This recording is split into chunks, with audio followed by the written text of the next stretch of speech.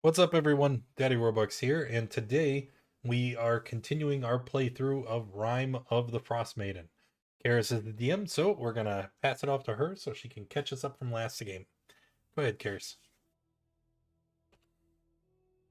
Our adventure capitalists started the last session, having rested through the night, barricaded in a bedchamber in the Dwerger fortress after having defeated Zardarok, the Dwerger warlock who used to rule the fortress.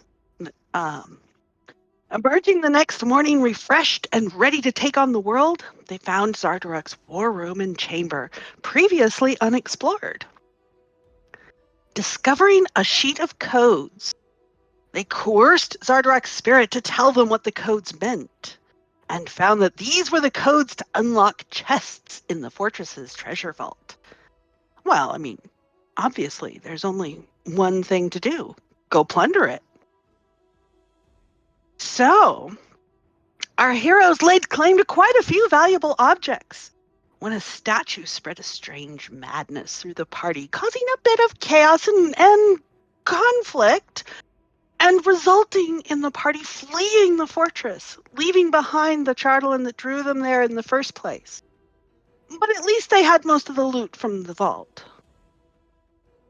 So back in the Id Ascendant, the party flew through the night to Bryn Shander, and Tallis completed his errand to the Wicked Feathered Serpent, replenishing his components and paper supplies.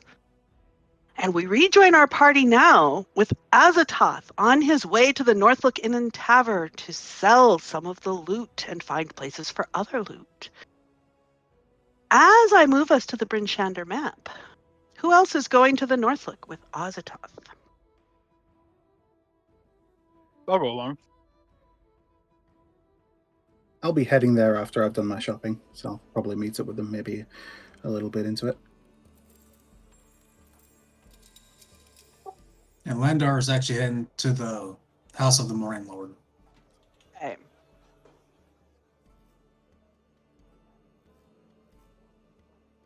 So North is Azathoth. Tallis will catch up. I'm sorry, Assassin, which way did you say Roro's going? I'll go with Okay. With Azathoth or Is it? Oh, sorry. Yeah. Okay. And how about Andwise? I'm with Tallies right now. Okay.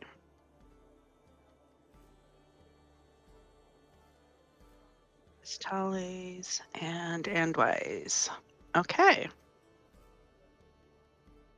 So we shall start with Azathoth and Roro heading up to the Northlook. As you come into the Northlook up here near the north gate of the city, let's try a shift ping. There we go. It's a fairly quiet day, and a little bit inexplicably, but there are only a few patrons as you come in. Behind the bar are a sort of gruff barkeep. Scramsax is looking even. I mean, he usually looks pretty grumpy, but he looks even scraggier and grumpier than usual. And I mean, yes, there's the normal sort of chatter around, but it seems a little bit sullen somehow. You always know the most cheerful places, Azathoth. Their disposition isn't much of my concern. I'm here for Drink. business. And I'm gonna start hauling stuff in and placing it on the counter.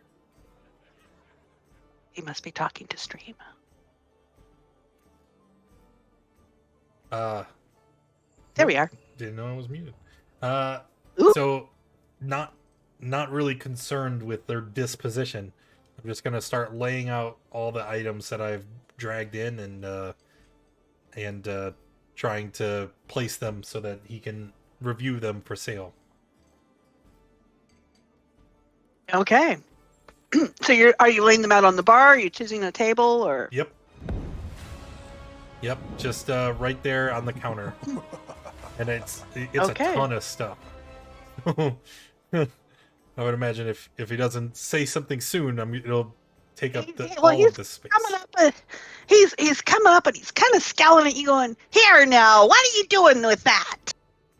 I don't take that in payment. You're gonna have to pay for your drinks in coin." And then do you put out the bag of all the gold coins you got? No. Oh, too bad. I He'd like that. the silver chalice, the stoppered gourds with the fire wine,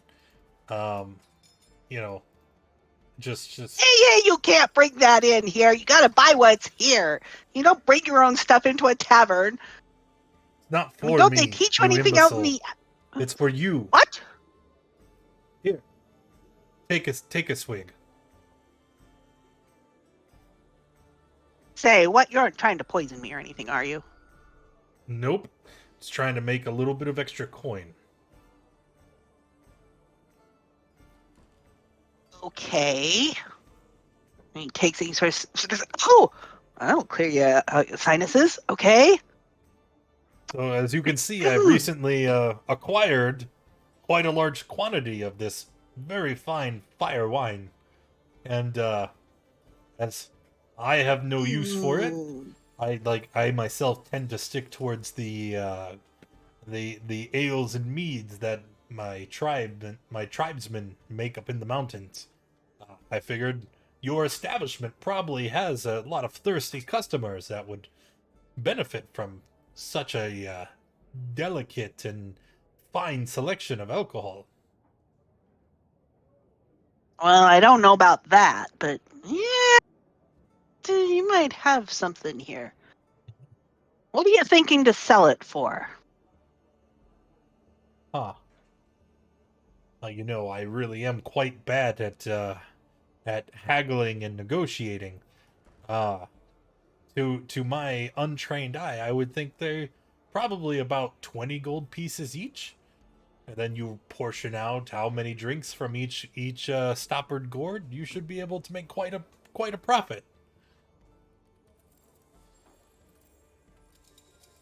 20 gold pieces each, you say? Mm-hmm. I mean, it's good. It's not that. I'll give you 5 gold each. You got how many of these here? There's 1, 2, 3. I have 12 of How them. many did you put up? You have 12 of them. 5? Yeah, 5. You undercut me from 20 to 5? How about 10 each? I think I could let them go for 10. Well, these are these only hold like a single mug full of each of them. It's not going to go around that much. I mean, sure, I can put it in a smaller little container, I'll tell you but what, if you purchase them at 10 gold each, I'll even give you a trade secret to help you maximize your economic potential. you don't say. Uh-huh. I heard you guys were picking up some of this sort of capitalist sort of stuff. You say 10 gold each, or 10 gold each, and you'll give a secret? Secret. Don't suppose you'd part with the secret for 9 gold each? Absolutely not. All right, done. Great.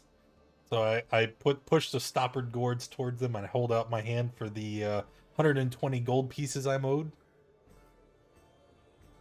And he kind of goes back and he hears some sort of clinking as he's kind of doing it. Oh. And he sort of looks around. And he sort of puts it in a little bag and he puts a bag up on the counter. It's all there. Good. Well, then the secret is that if you really want to return on your investment, put that away. And I point at the mug that he had gestured to earlier.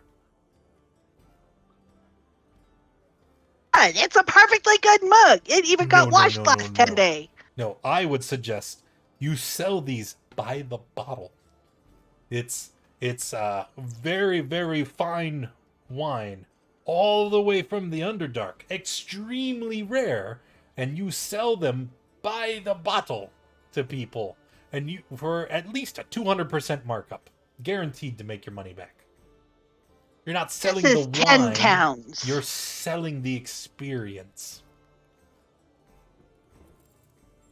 I don't know. Well, This is 10 towns. I that's mean, what I got. Thank you for who your can service. afford experiences? Pocket the gold. So, These are you kinda don't want a nice- these are fancy kinda pimp nice cup also? gourds. And I hold up the silver Maybe I'll- goblet. Nah, it's not really. That's not really going to impress the sorts I get here. Oh, but you know. That's more stuff that the fancy schmancier people would tend to use, and they don't tend to patronize my joint. Not with that attitude. What you need is What are is you a saying about brand my attitude? makeover. You should make your bar the go-to establishment for the hip and young patrons of the 10 towns. People will travel what? from Compete with- far and wide to come and drink from this fancy goblet. And as you are now the sole purveyor of the very fine fire wine, I mean, I think that we clean this place up and we could spread the word of this very fine how-to-do establishment. You could raise the prices on all of your wares here. My supply chain. Are you planning to offer me this on a regular basis? Can you give me a steady supply of this stuff? Well, I don't think there's any more drow for me to murder to take it. I mean, What? Nothing. I Don't worry didn't about hear that. that. I don't want to hear that. You keep that to yourself. I don't want to know where you got this stuff. I just want to know if it's a continuing supply chain or not. Oh, okay.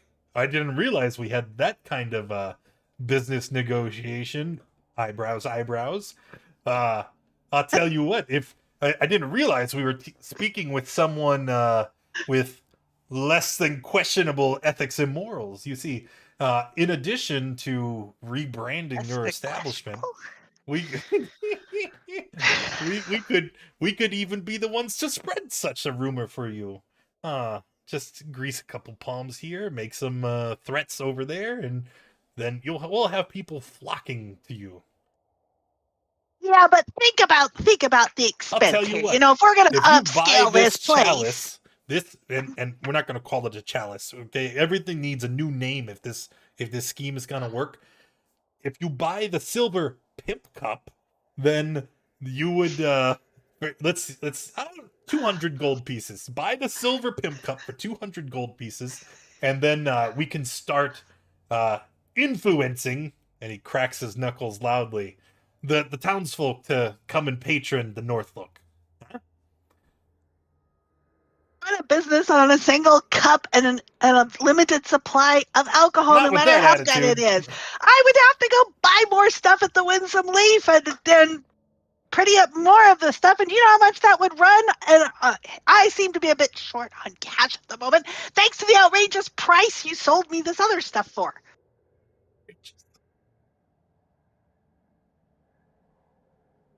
I'm offended. Good day, sir. And I'm gonna take my silver pimp cup and walk away. And all this other stuff you piled up here. Oh, wait, you don't want any of this? Look at this fancy gold mask. It can complete the look that you were going for. or these moonstones. We can drink them about the bar.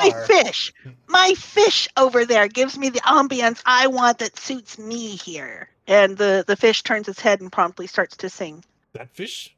That one? Well, it would That's be a my shame fish, if yeah. something happened to it. Then what would you... Are you threatening my fish? Threatening you. I've forgotten what the fish is called. Is that a Billy Bass? No, of course not. It is, but I mean, of course it's not exactly that because, you know, copyright issue. Oh, he's a knucklehead trout, right? Yeah, it's a nice big knucklehead trout. Roro, tell does me. it I would never. Old bitey. It's old bitey. And let me tell you the tale about fishing that out of Maridoldan. I mean, this thing pulled many a fisher into the icy depths before Kintar and her companion finally pulled it out and brought it here, and it's, been up on my wall now for years. So, you're not interested in the cup or the mask? Yeah. How about all these travel rations I seem to have come into possession of? Eh? Do you think I am an outfitter? Well, the outfitter has disappeared, so I was told to come here by the DM. I didn't What want do you this to mean we're happen. You talking did. all this fancy schmancy stuff? Take that down to the Winsome Leaf. Where's that? What do you mean, where's that? You don't know where the Winsome Leaf is? Down on the other side of town, by the town hall? No. By the council hall? Have we been there? No. You have not been there. Oh. All right. You said down south by the town hall? Well, close to. I mean, it's like 3 blocks over, but I don't. You guys haven't been to the council hall Well, either. shit, so. that's all you had to say.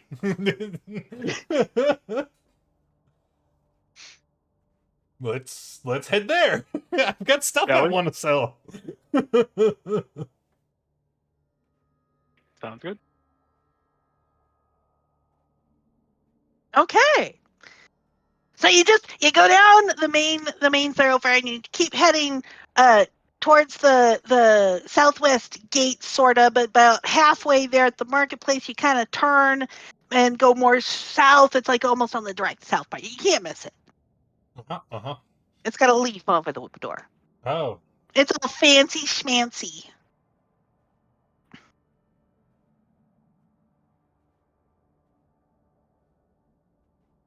You gonna take the wine back too? No, you already No, paid me it's for mine. it. I've got it, and I've paid for it, and I'm putting it away. It's mine now. At I'm fair not market that value, bad. nonetheless. I don't suppose you want a drink set.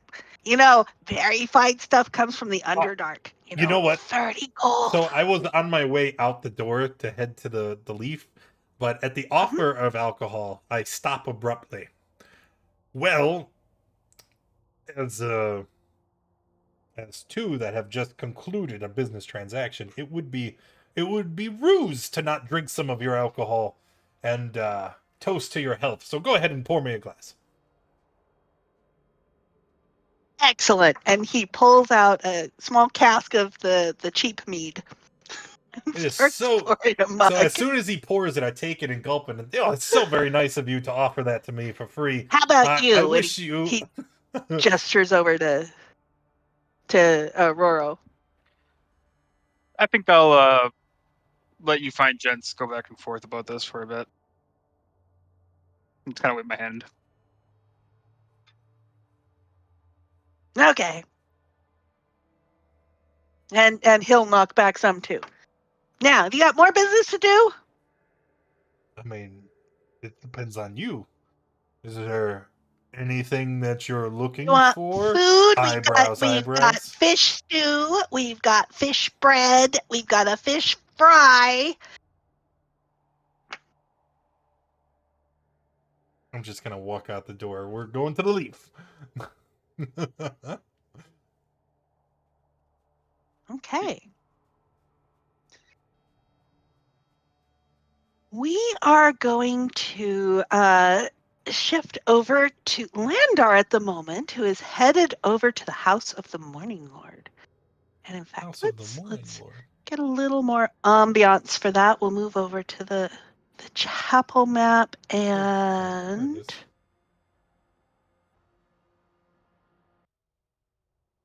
there we go.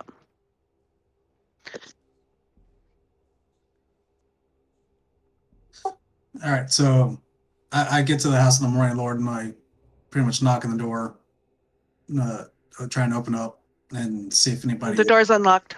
All right, so I go on in and I just start looking around, seeing who's there, if the last person that was there is still around that had helped us before. So as you come in to the main hallway. There's the candlelight sort of flickering and a soft light in here. And it's very, very quiet. And there's a little bit of a scurrying sound as you see, oh dear, I've forgotten what he is. He's a gnome, yes. As the gnome that you recognize from before, Copper. Sort of scuttles through and he sees you and he starts to scuttle back and he turns and says, "Oh, you're one of them. You're back. I suppose you want to talk on mission?"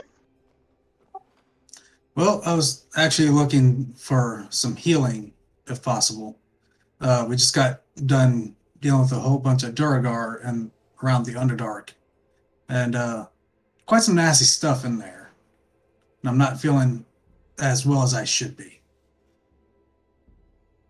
I think, and he kind of comes up and he says, "I think she's in the chapel." Let me see. He pokes at it.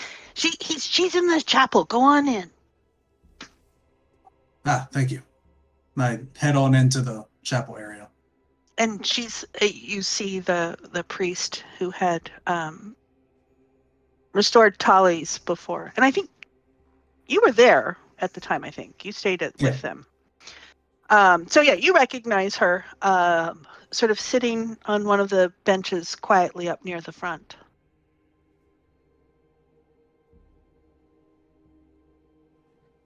So, and then, I go up to the priestess there and introduce myself and again, see if she remembers me. He looks up kind of blankly and then recognition dawns. "Oh, you're back. You're back, and with is your mage friend with you? Have you found the glowing orb? Sit and tell me." Yeah, well, we found quite a few things along our travels. But most recently, we were battling the Underdark after we found out what happened to the outfitter here.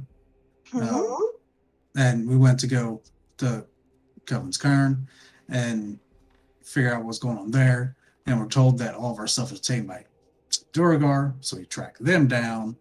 And I just go on and on, explain the whole story as much as possible. And then Oh my. get to the thing like, we found some special objects in which I cast a spell of some sort of wish, and and after all that, I'm not feeling as powerful as I used to be. Like, can't carry too much, a lot of heavy weighted stuff. I just can't move. Fought some nasty things in the Duragar lair, and I feel weak all over. You see that your spirit seems suppressed somehow, yes. Yeah, I was hoping that maybe you could help me with some of how I'm feeling and relieve some of this stress upon myself. I do think we can. I'm so glad you came to me here. Oh, just sit here with me and meditate with me, and we shall see what the Morning Lord says. Yes, meditation. I can definitely do that. Landar then just gets in position of what he's used to, and just starts to meditate.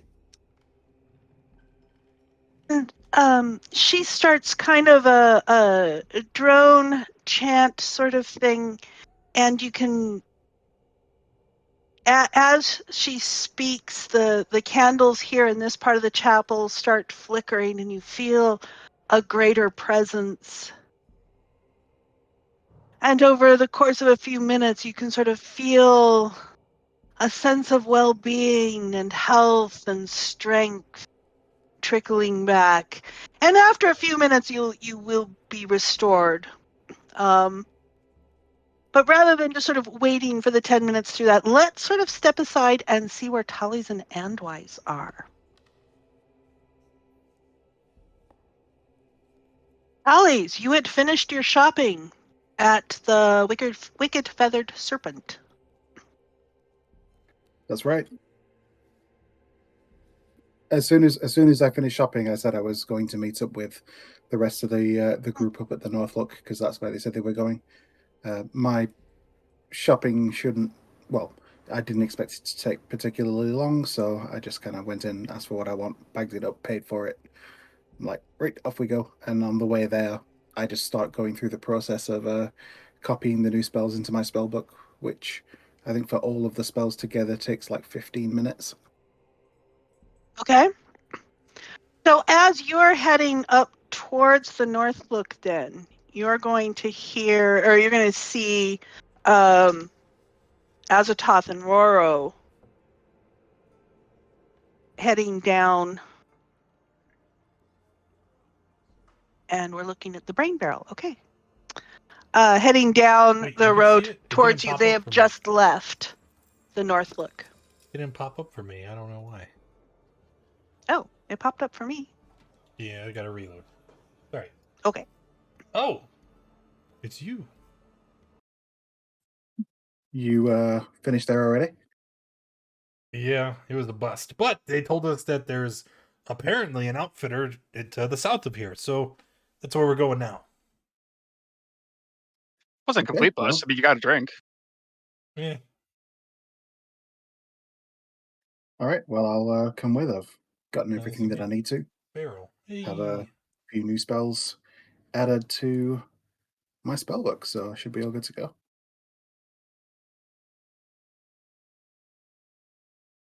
All right. I would assume it doesn't take too long to walk there, right? No, I mean, Bryn Shatter's one of the biggest towns, but it's not that big. Let's see. So that's what, 3/4 of a mile? Yeah. Crow flies. Sure, something like that. Okay. So you can make your way around. The directions you got were a little bit muddled. And as you get down into the southern area of Bryn Shander here, oops, let's try to shift. The area near the south wall is somewhat posher than the rest. I mean, as posh as 10 Towns gets, which isn't very. It's a little bit nicer. Things are maintained a little bit better. People are wearing a little bit better quality of winter gear on the outside. The lights shine a little bit brighter. It's a little more prosperous as you get down in here. And as you make your way through the streets, I mean, you do have to ask directions at least once, and you get pointed in the right direction down here to the Winsome Leaf. And you get there, and above the doorway there is a large gilt leaf, and it has the sign says the Winsome Leaf, fine metals and objet d'art. Uh-huh. As you go in, it's just a little tinkling bell, and there's a very nice ambiance as an elf comes out and says, and how can I help you today? I got stuff to sell.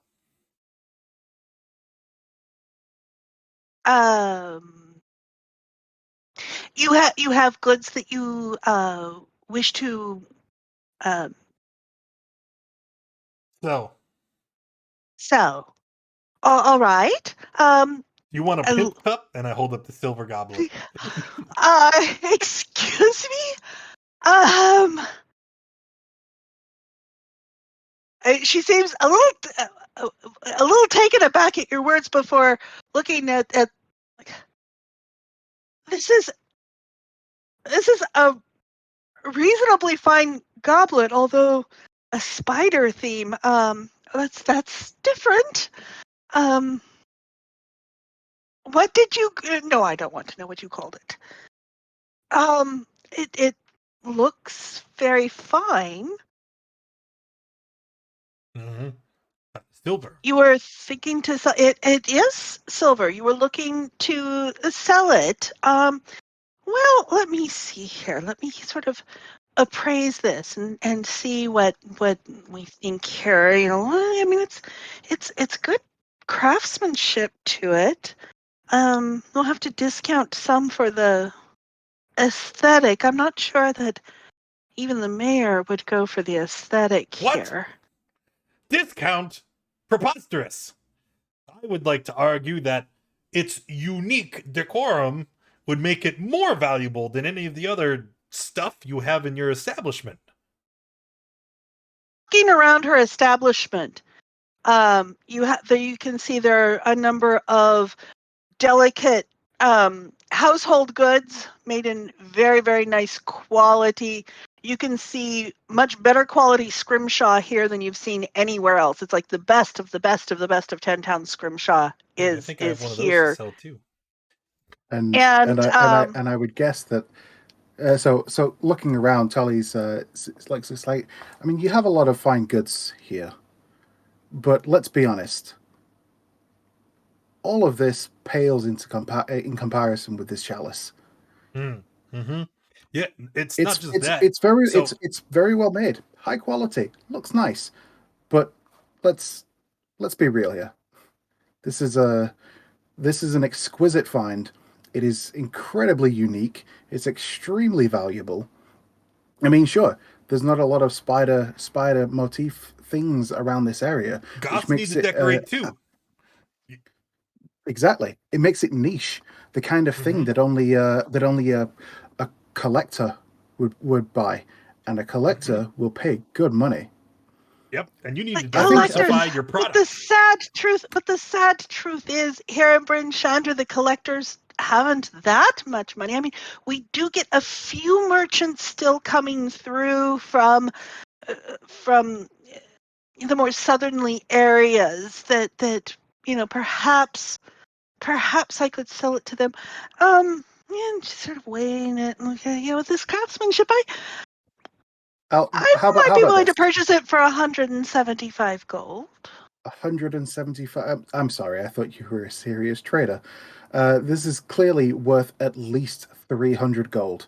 But I guess I guess maybe your eye. I know elf eyes are supposed to be high Thales, quality, but maybe I don't think she knows who we are. She doesn't know who she's talking to. I think that's part of the problem here. You see, we're the adventure capitalists, okay? We happen to be very knowledgeable when it comes to matters of commerce and trade. We build local economies, right? And we are telling you that if you purchase this and you put a markup on it, it will sell.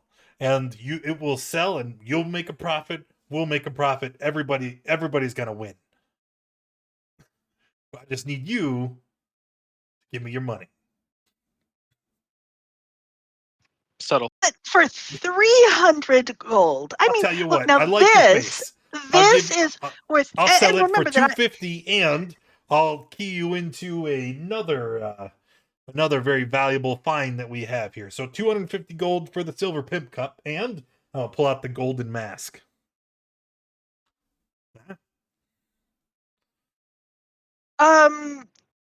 her eyes widen a bit. It's like, I see you have more objects.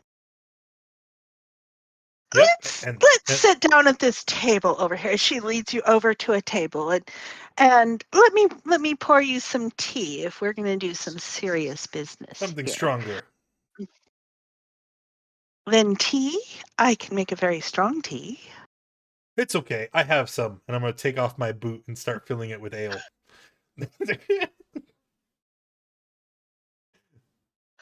Tea for the rest of you?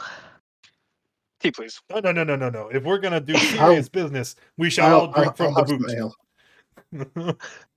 Yeah, I'll have some ale. I haven't had a good ale in a while. I think I have some salted fishes here too. Okay. I'll be right back. And she gives kind of a sharp look at Andwise. What is Andwise doing? Aside from being very quiet and unobtrusive. Being very quiet and unobtrusive, watching what's going on, that kind of stuff. I mean, it's not like I'm like up to anything.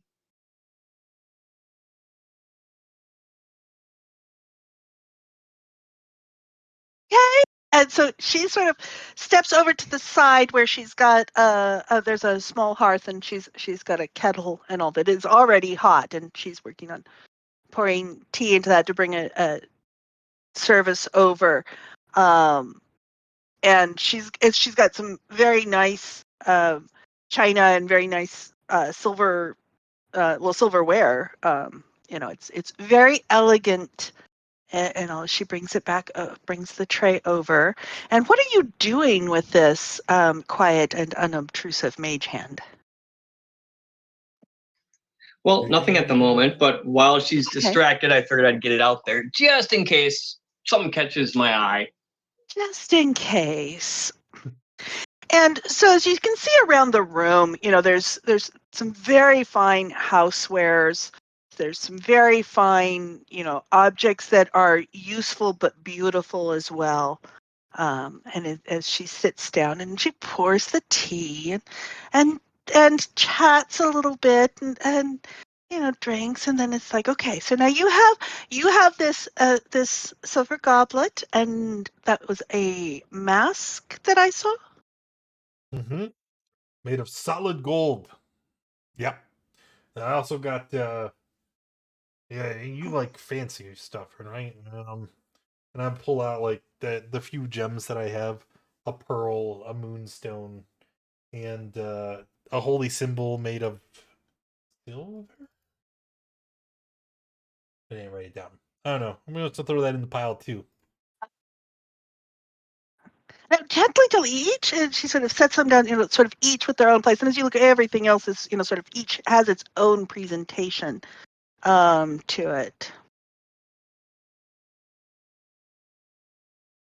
Now that mask is very nice. Oh yeah, I thought so too. I'd say With an it could be elven yours. with an elven cast to the features to it, and Mhm. that This is is made by very elves too, and I point to the cup. in a spider theme. You got against I mean, spiders. the obsidian eyes, chips for eyes, that would have taken some doing in order to get on here. How do you get obsidian chips like that? Obsidian's rather tough. Listen. You can ruminate all that whenever you want. In the meantime, just pay us 1,000 gold. It's all yours, and we'll get out of your hair. 1,000. Yep. Well, I was more thinking, 600 for the mask there, and maybe 210 for the cup. Mm-hmm. 810 total, shall we say? Tyler, I don't math so why good. don't? Help me out here. Yeah. How about? You see, one thing that you're right. It is the masters have an elven cast to it, as does the cup. Both spider themed. You can. I'm sure you can guess the origin of the craftsman. And based on the craftsmanship and the value of the materials, I'm sure it hasn't escaped your notice that it's likely the treasure of a lord of the Underdark. Such a find is rare indeed. Especially since they are now dead and we killed them. We took their stuff. Now, 1,000 gold, Sorry, I you think did what? 1,000 gold is a fair price. However, I understand that you need to make some profit. What about 950 for everything? That includes the bloodstone, that includes the pearl.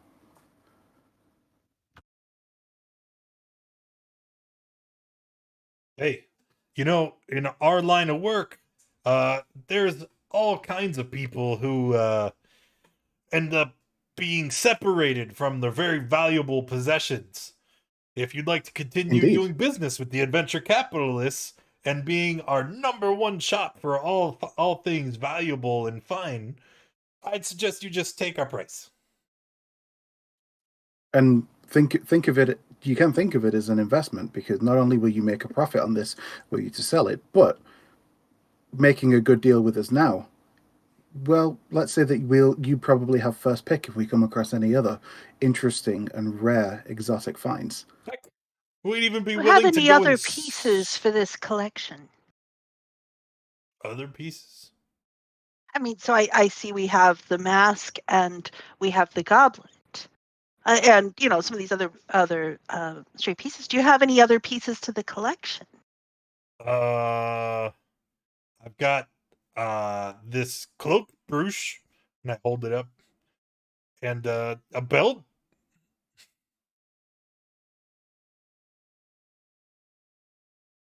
What was the first thing you said? A brooch. Oh.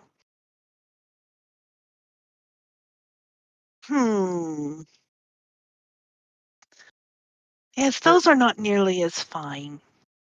Listen. If there's But something I you're suppose looking if you for, include those, all of those in there, I could go to 1,000. done. I hastily throw in the cloak brooch and the ornamented belt that are marked as worthless under my notes, and hey, you want this crown too? And I point to it. Crown? Yeah, I've been wearing a crown this whole time. I think it's made of like iron or stone.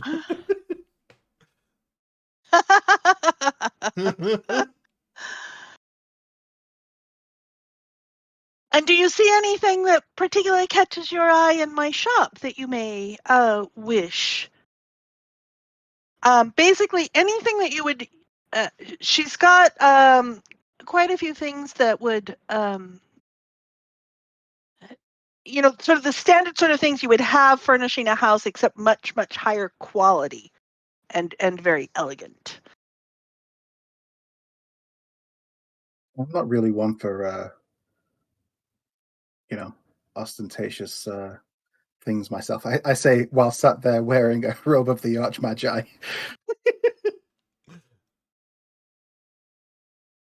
Drinking ale from a boot. I have some strong swimming. If you're interested, I'm gonna open one of my travel rations with the overwhelmingly stinky fish.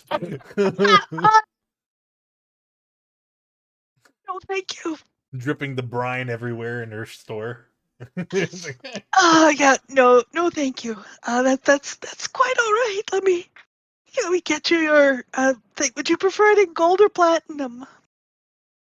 Gold pieces is fine, thank you. No, wait, platinum's bigger, right? Platinum pieces would be fine, thank you. Whoa!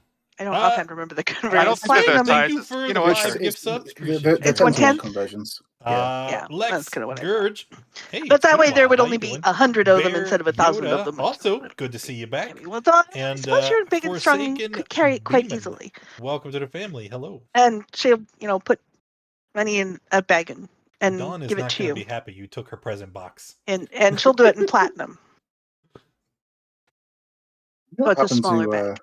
you don't happen to own any spell scrolls or anything of that nature, do you?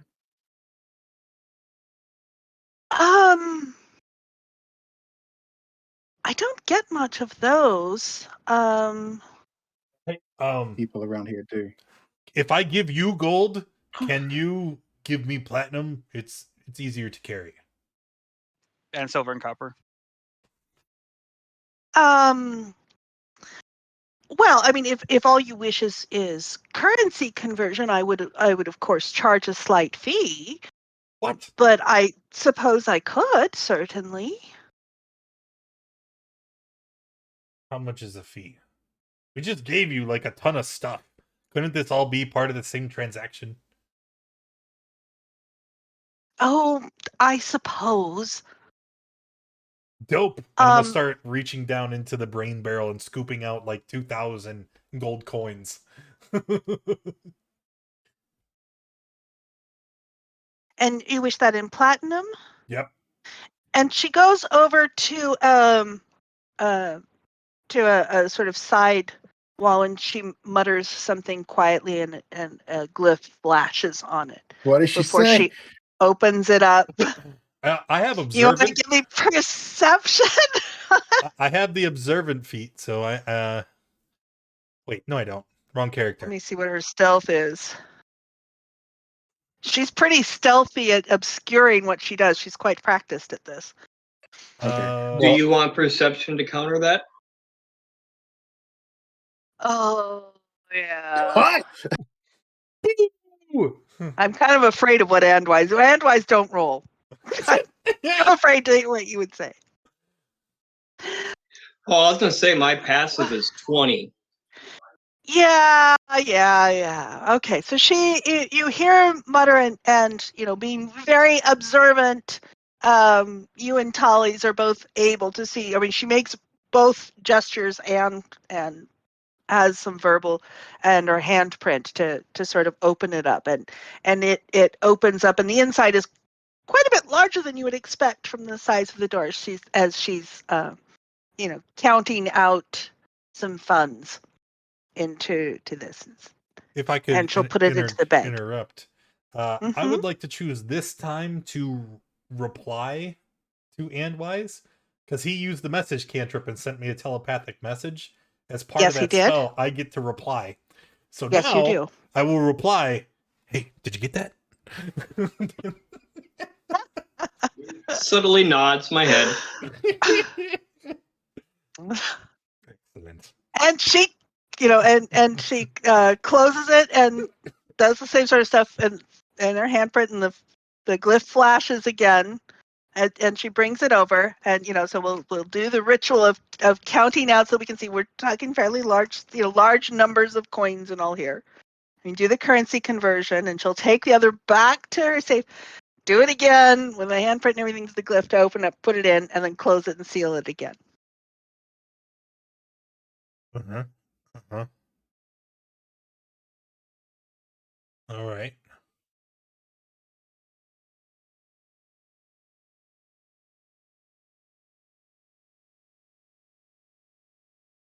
How many silvers equal a platinum? It'd be 100, because it's I think I just did that wrong. Because I thought 100 platinum was 1,000. Oh no, it is, right? yeah, because it's 10. It's 10 silver to a gold, Yeah, 10 gold to a platinum, so it's 100 silver to a platinum. 100 gold to 1,000. Wait, what? 100 silver Yeah, to 1 100. platinum. Yes. Fucking Math math. is not a strong suit. Yes. Nah, I'm a people person. Numbers, that's Tally's game. So I gave her 3,000 gold. I should have 300 platinum, right?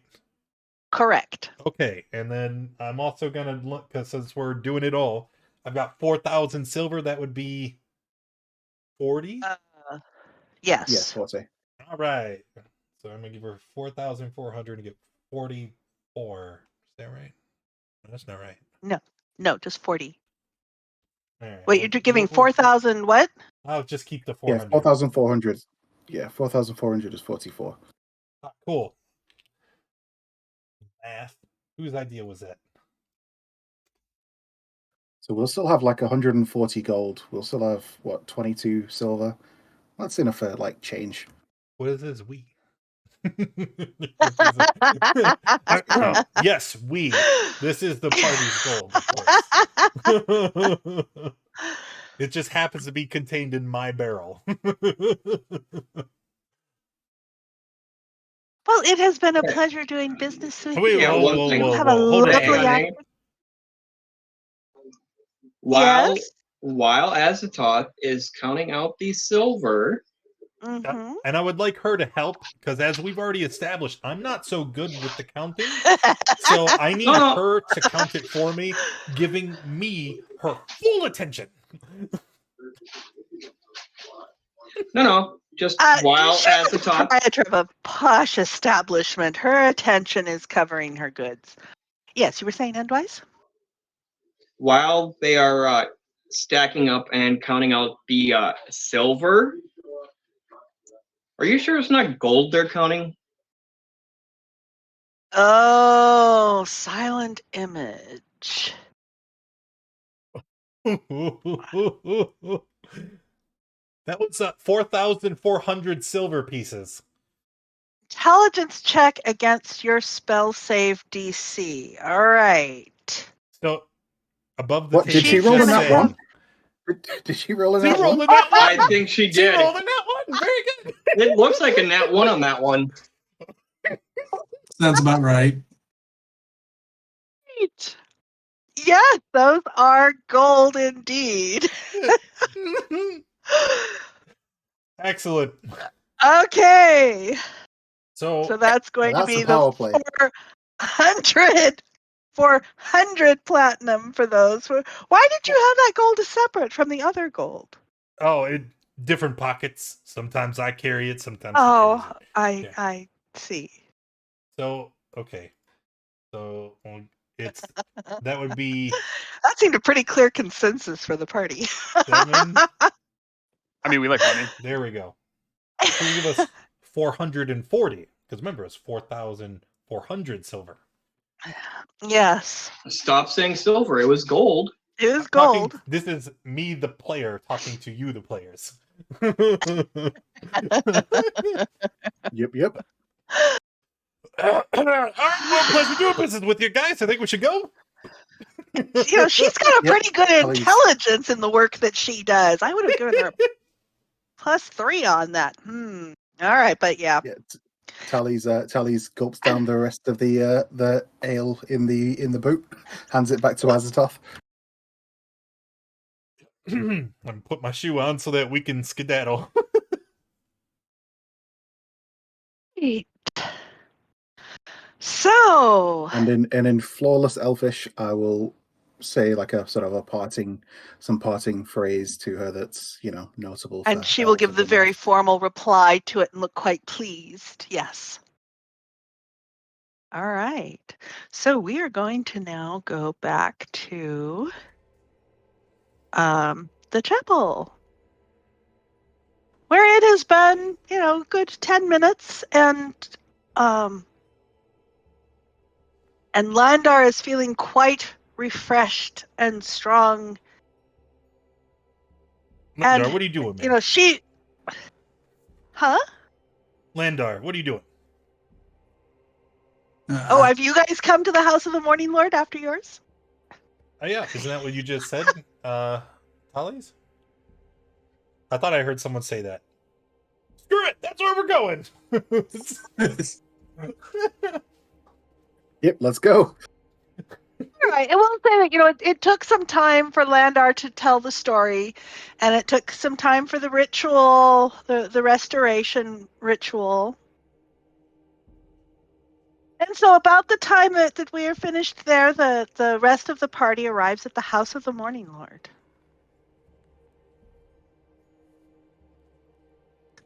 No, well, And Landar she's just doing, a concluding of her prayer, and turns and looks up to see the party coming in, and welcomes you with a big smile. And you started to say, Landar? I get up from the meditation feeling very refreshed, and not to take services just freely.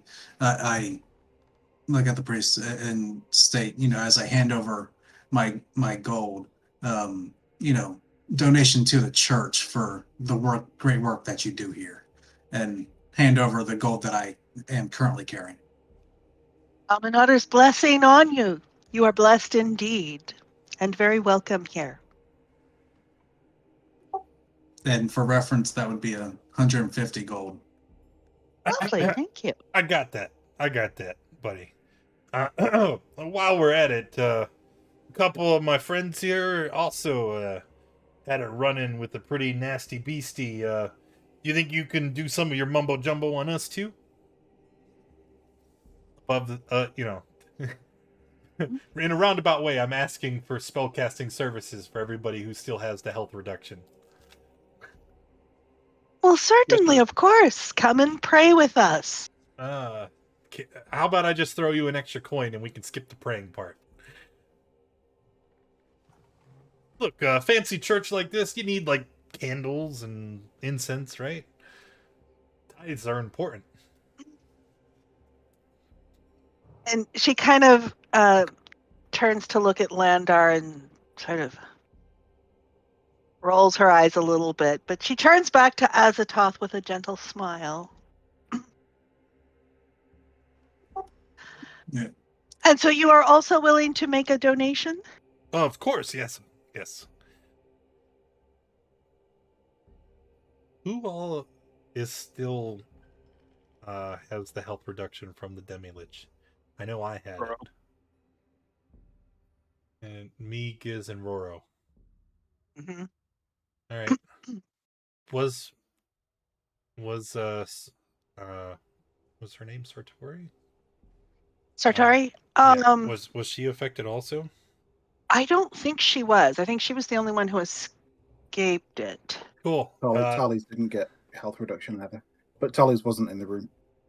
All right. So I'm gonna count out coins for 3 greater restos for myself, Roro, and Wise. Okay. Oh, 4. Oh. Because I said I'd get his too. That should be 600 gold, right? That would be a lovely donation. Oh, a match, man. It's a lot of money. It's a good thing we did all this haggling. You do the adventures to gain the wealth and then use the wealth to recover from the adventures. Only we had It's some all kind in the circle. It's cleric all in or a something. cosmic circle. Vanny had to go and get a job. Wow. Hey, wait. Why don't we hire outsource? That way we don't have to come to town every time we need a priest. Hey, yeah. How Outsource? much gold for us to just like keep you on our ship? But my calling is here to the people of Bryn Shander. Are we sure that's exactly wise, all things considered, too? Why not? Some of I the don't think. Yeah, I agree. I don't think that'd be the greatest idea. We'll keep him on what's the word? Retainer. We'll just keep the Retainer. priest on retainer.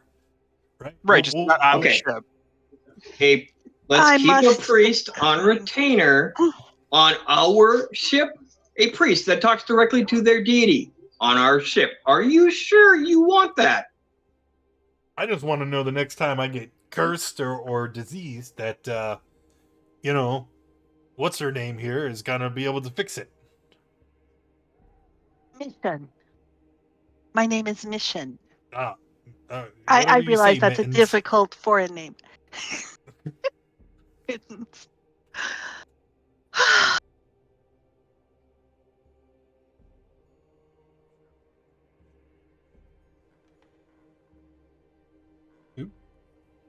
Well,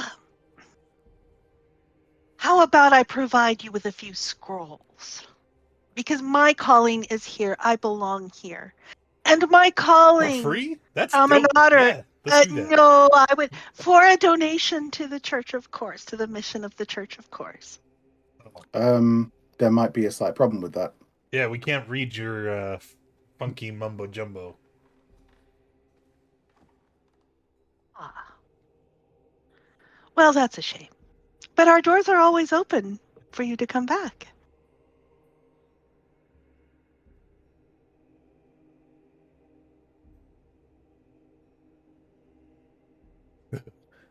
All right. Well, I guess I'll see you in a bit. Oh, give Copper my regards, by the way. Tell him I said hi. Absolutely. Hey, wait, isn't And- Roro a ranger? Yeah. What level of ranger? 4. Not high enough to No, not by a long shot. succeed at a greater resto. All right. And actually, as you're out in the outer passageway, Tully's Copper actually comes at you. Feel a tug on your sleeve, and Yep. Copper is there, and he's got kind of a worried look on his face. Everything okay? Well, maybe I'm not sure. You see, I have a friend who has been trying to find a solution to the night problem, and I haven't heard from him a while. I don't suppose you'll be heading north.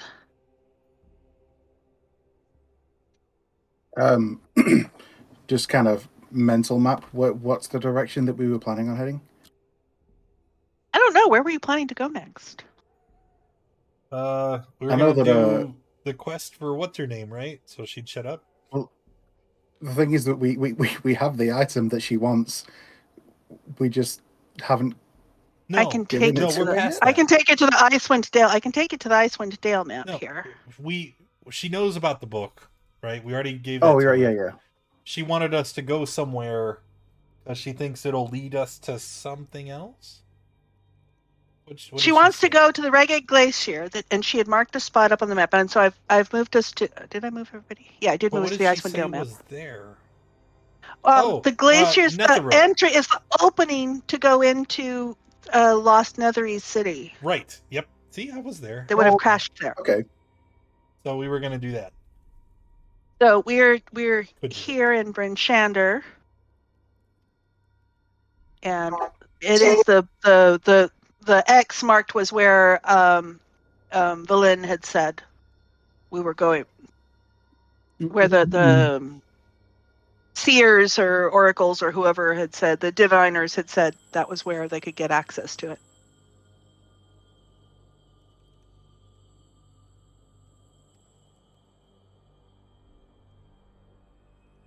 I mean, I'm in no rush to help her at all.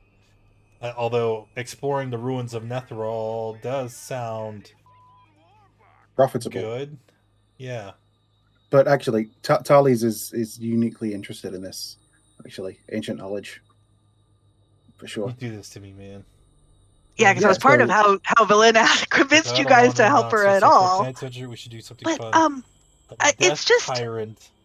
I haven't heard from him in a while, and I would like to send some provisions to him. I don't suppose you could take some provisions to my friend. I mean, I have the provisions; they're all paid for and everything. I just was looking for someone who could maybe take them to him.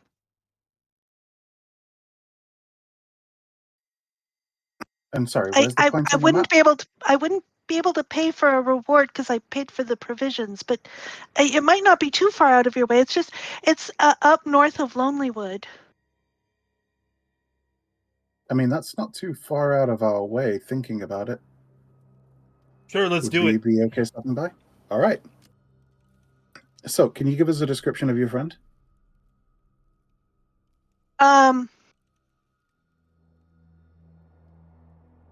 Well, Mccready, he's kind of tall and thin and wears spectacles and because he's always working on, he's got this gizmo thing that he thinks is that he's sure is gonna, break open the sky and all. So, Eight. Okay, I haven't looked yet. I don't know what that does. I'll look when it's relevant. yeah, if you could take these here, I've got a box here that has all of them in it. It would be a great ease to my mind if you could do that. Sure. He's very knowledgeable. He's always into all this knowledge and the gizmos and stuff like that. And I noticed you were kind of did that. You've seen my workshop It's and not all, but I mean, filling he me does with it on a much confidence. grander scale than I do. I'm just a little tinker compared to him. Okay. Sure. Yeah. Sounds And like he's a plan. about up here, which let me about there on the map. He has a cabin over there.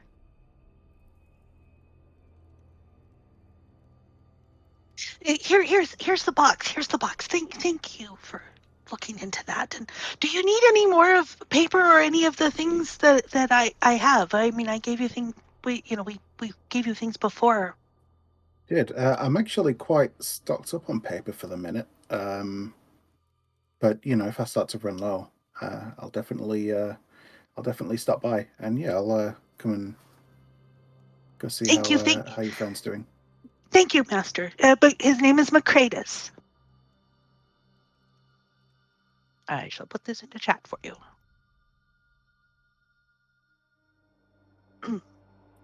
Thank you. Okay then. Well, we'll be off. Where was this again? All right. Before we leave, I want to stop Andwise or Azatoth, tell him I need some gold to pick up some of those scrolls.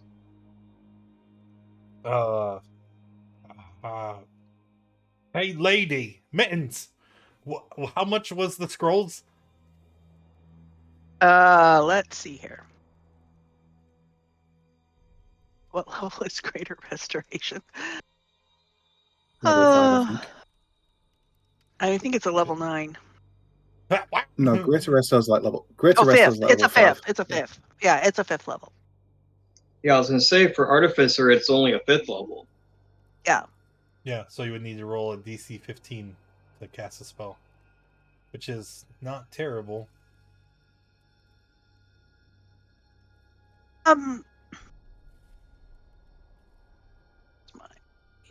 What's the component? Is it like 100? For Greer, I think it's 300.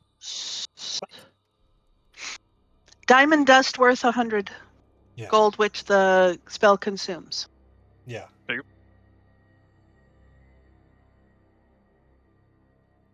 Which is why. So she would. Yeah. So she would expect for a scroll that you could take, and all she would. A donation of 200 gold would be customary. I don't know, man. You think that's worth it?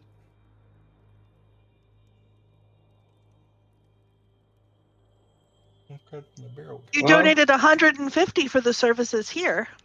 Yeah, but we were already We're looking sick. We're looking at 150, but got to travel back here, or 200 to take a gamble that I can pull it off in the field without wasting time traveling back here. I say we travel. Take the for sure thing, and it's cheaper.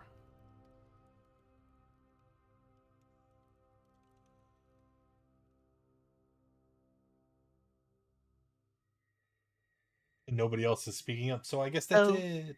Yes, blessings of the Morning Lord upon you. Alrighty. So, out in the city. Is there anything else we need to visit? Let me take us back to the Bryn Shander map. We went to the Leaf. Should we see about getting healing potions?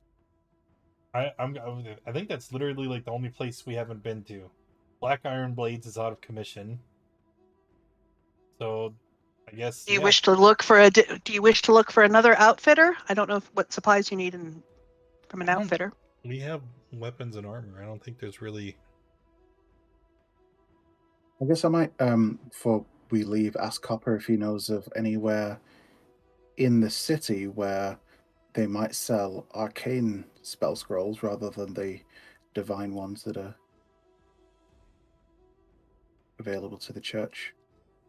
Your Wicked Feathered Serpent is your best bet for things like that on the arcane side. Okay. I mean, some of the little common stuff that, the low-level common stuff, Petunia's potions, she sometimes has some scrolls. I mean, she more is into the alchemy and the herby stuff, but...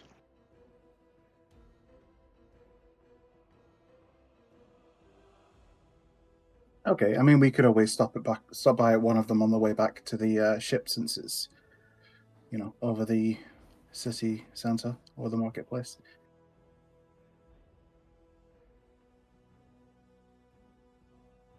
All right.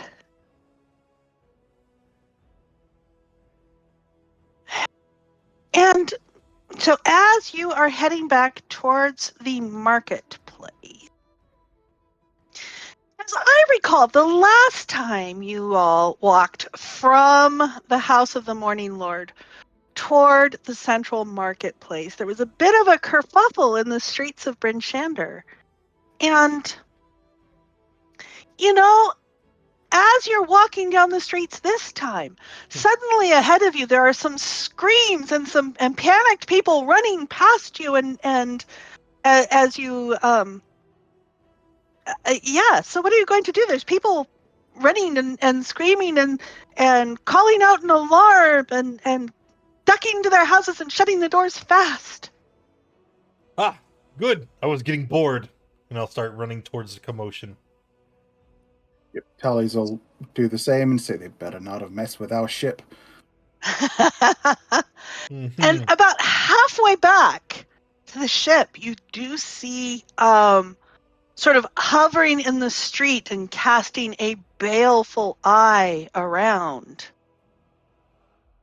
Did that actually come through to everybody? It doesn't say did. to GM on It it. did, Okay, yeah. good. You see Oh, a skull in the sky, and I don't think I have.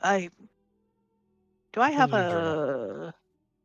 a random map of the? I don't think I have a random city map. I really need to get a random town map. So we're going to use the Snowy Encounters map for this. Okay. All right, and you see this thing about 120 feet from you down the street. Oh, jeez. Do you guys ever have a normal day? Asking for a friend. This is a normal day. What are you talking Fair. about? It's fair. 200 feet. I was That's going to move you so guys up a far. little further, but Oh, thank you. Think of this as an have opportunity to to run grow all the way your up there. legend.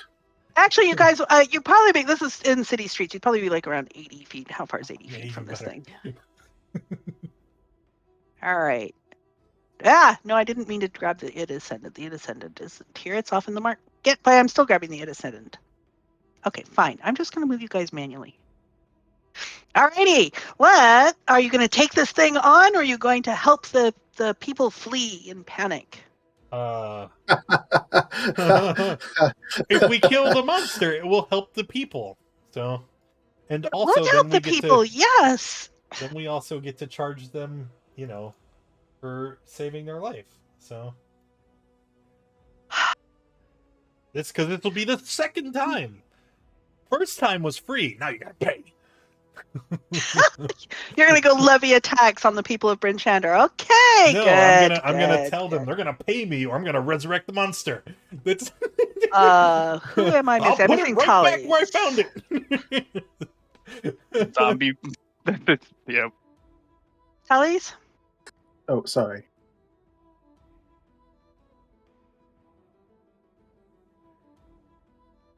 There we go. All right. So as you come around this corner of this thing, you see this thing a little ways from you, and the baleful eye turns towards you. Roro, start us off. I will move a little bit to the left and take a shot. Actually, take 2 shots. Sorry. Okay. Laser rifle.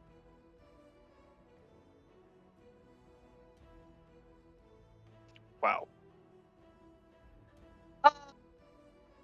Where's it? Both of those go shooting past it as this thing is floating in the air and not sitting in one spot. And so they miss. And then I will hide. And then you will hide. Okay, give me your stealth. That'll bring us to Landar.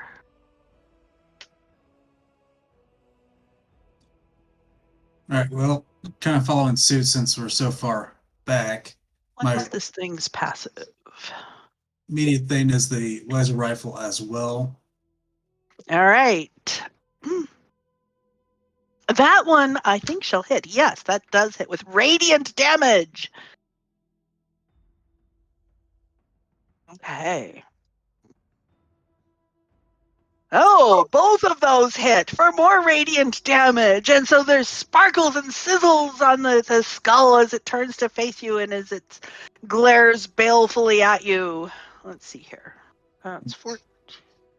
And with that, Landar's going to be moving up as close as he can get, so, and then ducking behind like a close house for some Okay. cover. Okay. Yeah, there. The town street. There's plenty of obstructions there, so you're going to take cover. Alrighty.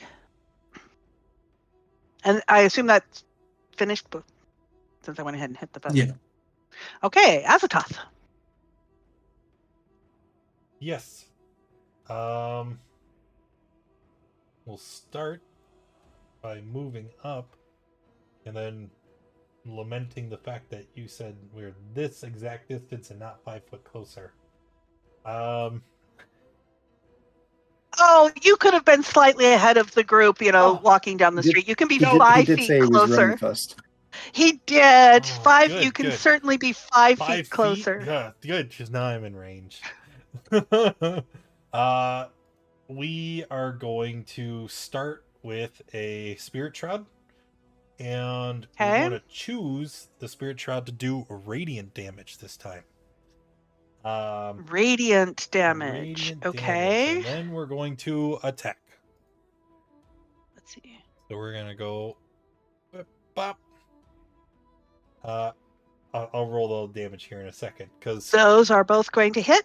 okay, I'm also gonna action surge and bip bop again. Ooh, I'm guessing those two do not hit. Let's see here. Hang on. Doing 2 things at once. All right. Those 2 do not hit. Okay. So we have 2 glaives, and then we have 2 spirit shrouds doing radiant damage. I don't know if I need to keep that separate or not.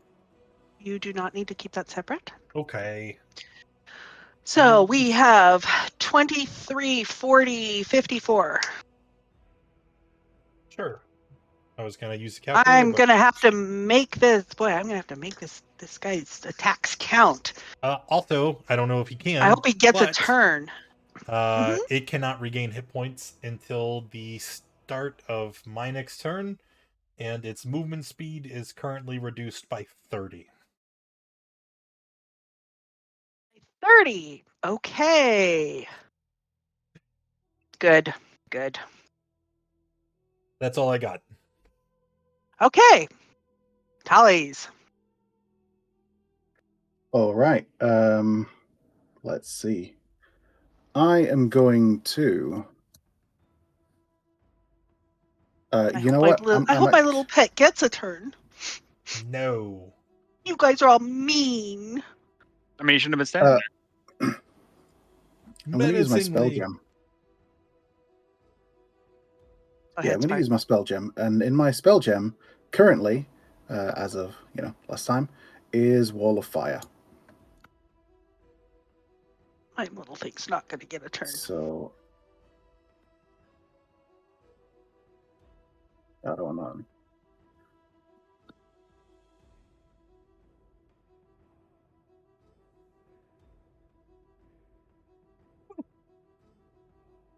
Collateral damage, who gives a shit? And I'm guessing it's this side. Yeah, facing that way. I kind of. Okay. Go ahead. Facing that way.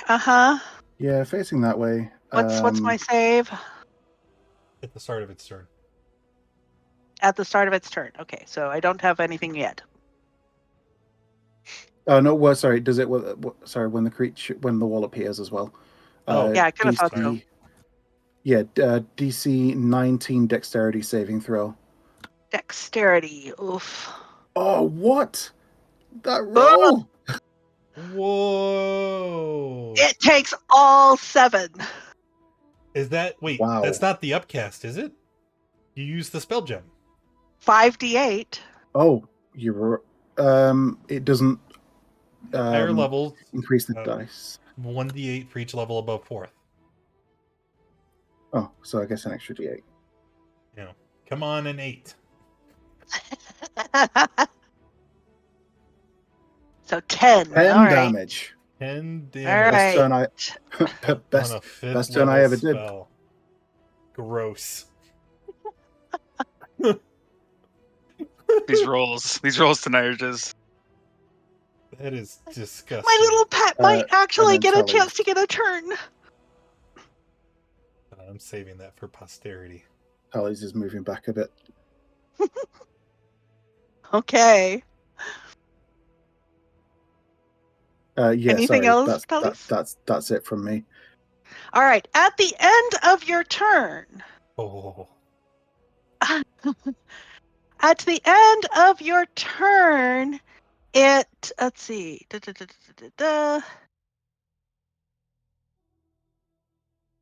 It turns its baleful eye. Let me read that again. It is 1 and okay.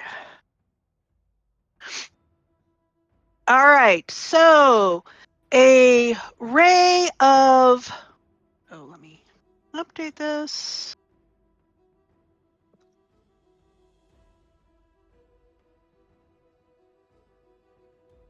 All right, comes I'm out at scared. who? Let's see. At Tully's, who just did that thing. That fearsome No, Woo. that fearsome wall. So that ray comes out at the end of your turn at you. Oh, damn. Okay. Con save. Yeah, I'm gonna go ahead and use my inspiration on this. This is a magical effect, right? This is a magical effect, yes. Oh, so I'm not gonna use my thing then. Woof. God, Wow. that ain't Wow. fun. Okay. So that brings us to Andwise's turn. I need to make a con save. I'll use my inspiration on this. No, wait, there's no point. I can't pass it. But wall of Nope. fire goes I down did not mean to click that. because I can't pass. Oh, what's a DC 19 actually, isn't it? Yeah, you can pass that. I can potentially pass it. All I right, believe let's give in it a go. you. Actually. Maybe. And you are using your inspiration? Yeah. Okay. Go for it. You've Yes! passed it.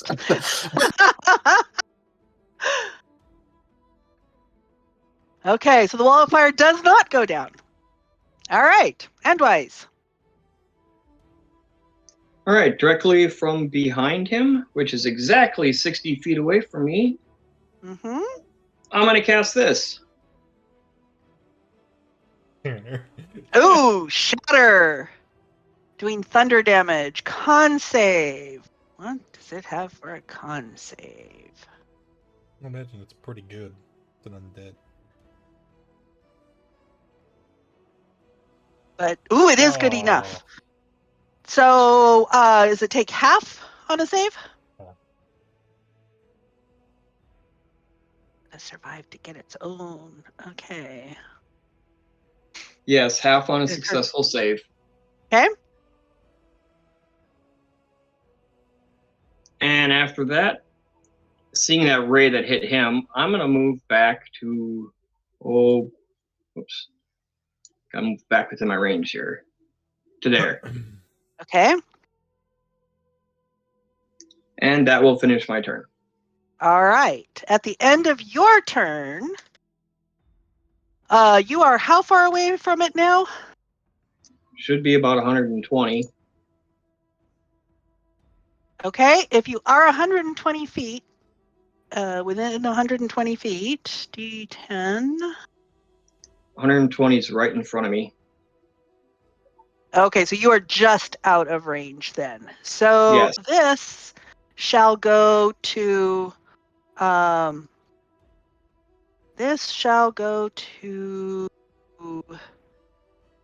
Hit me, you won't.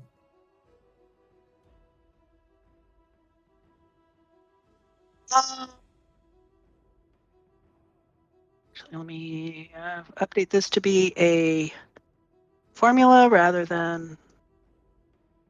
Sorry for the time this is taking here.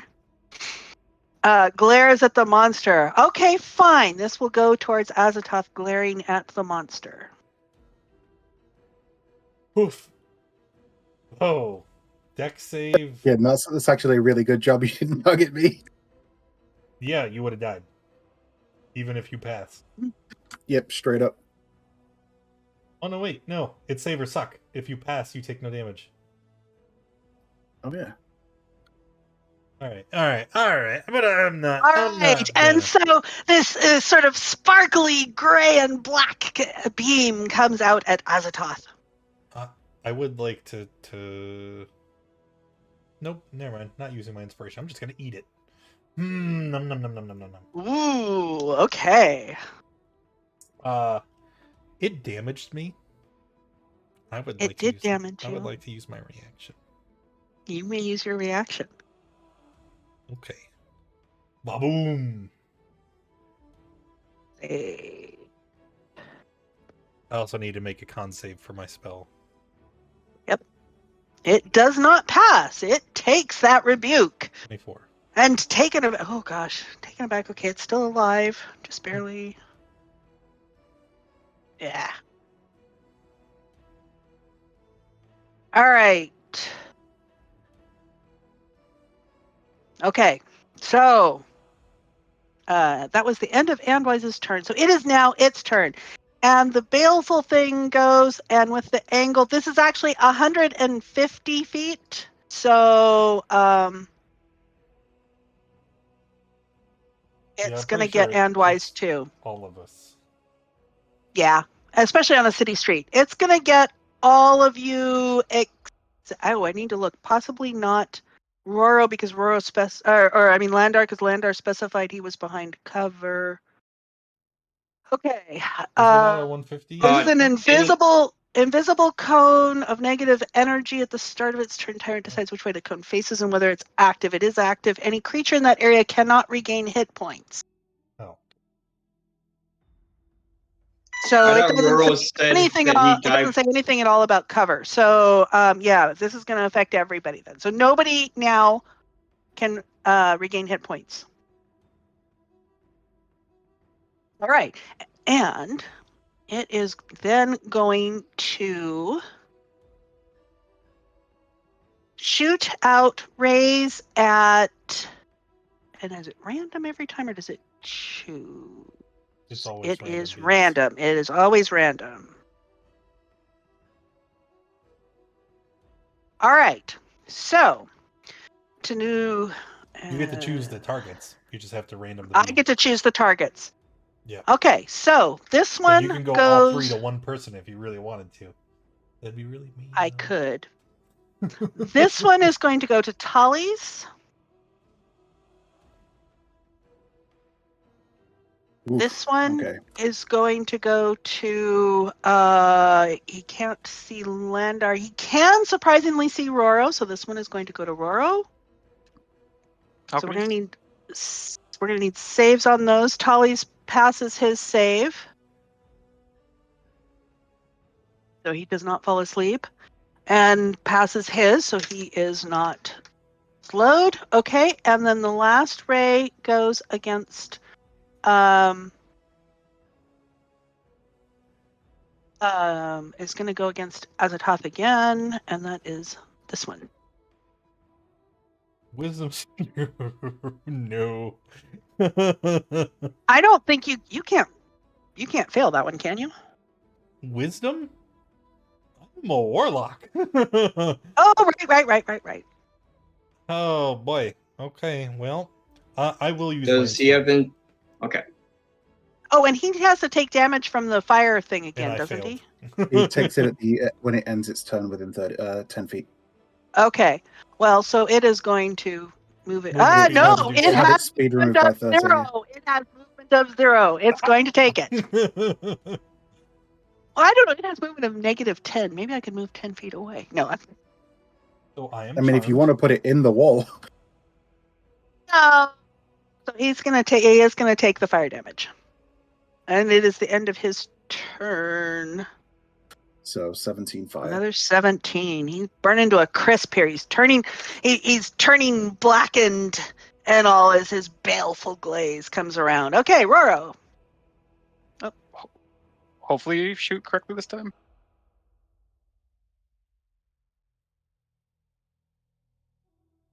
Mm-mm. Wow. And it goes sizzling past and disappears into the wall of fire behind it. Ah, better. okay. It definitely can't see you now. Okay, brings us to Landar. All right, popping out from behind the building here to aim straight for this thing's eye.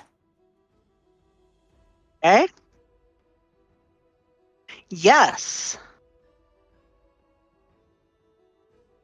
And no on the second one. The second one misses. You were ducking back. You were ducking back. I assume you're going back behind cover. You were ducking back behind cover a little too fast before you got the other shot off. Yep. It comes brushing by the singe on its side, but it doesn't actually hit it. Anything else, Landar? Nope. As a top. Well, hi, Landar. Hi, Azathoth. How are you? Good. Is it dead? You might be.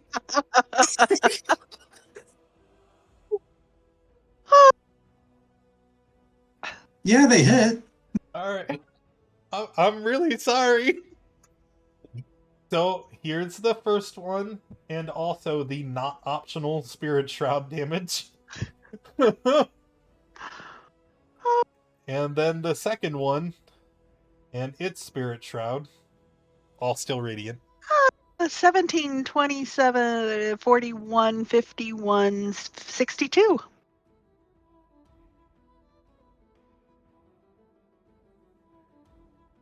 Do you have some way to mitigate damage, buddy?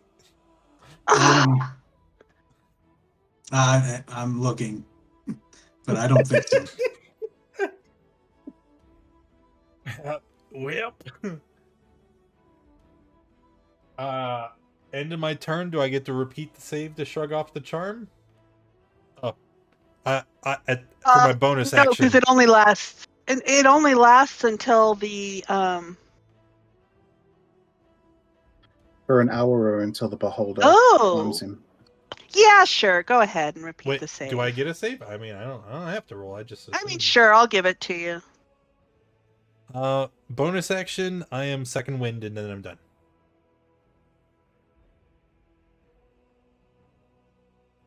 Oh, this is much more fun, Assassin. Yeah. Okay. Brings us to Tallies. Yes, it does. All right, here we go.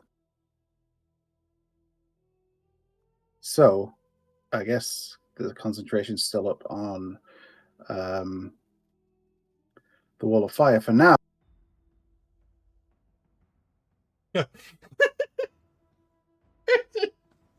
Because we have a problem right now.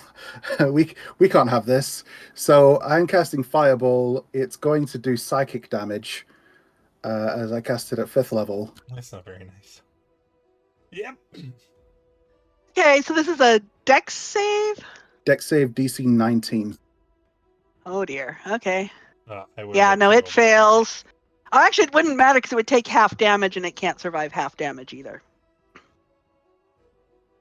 Great. So let me move that back so I can get to my Death Tyrant. He's going to die. Cool. Means I'm no longer charmed. Yeah. All right.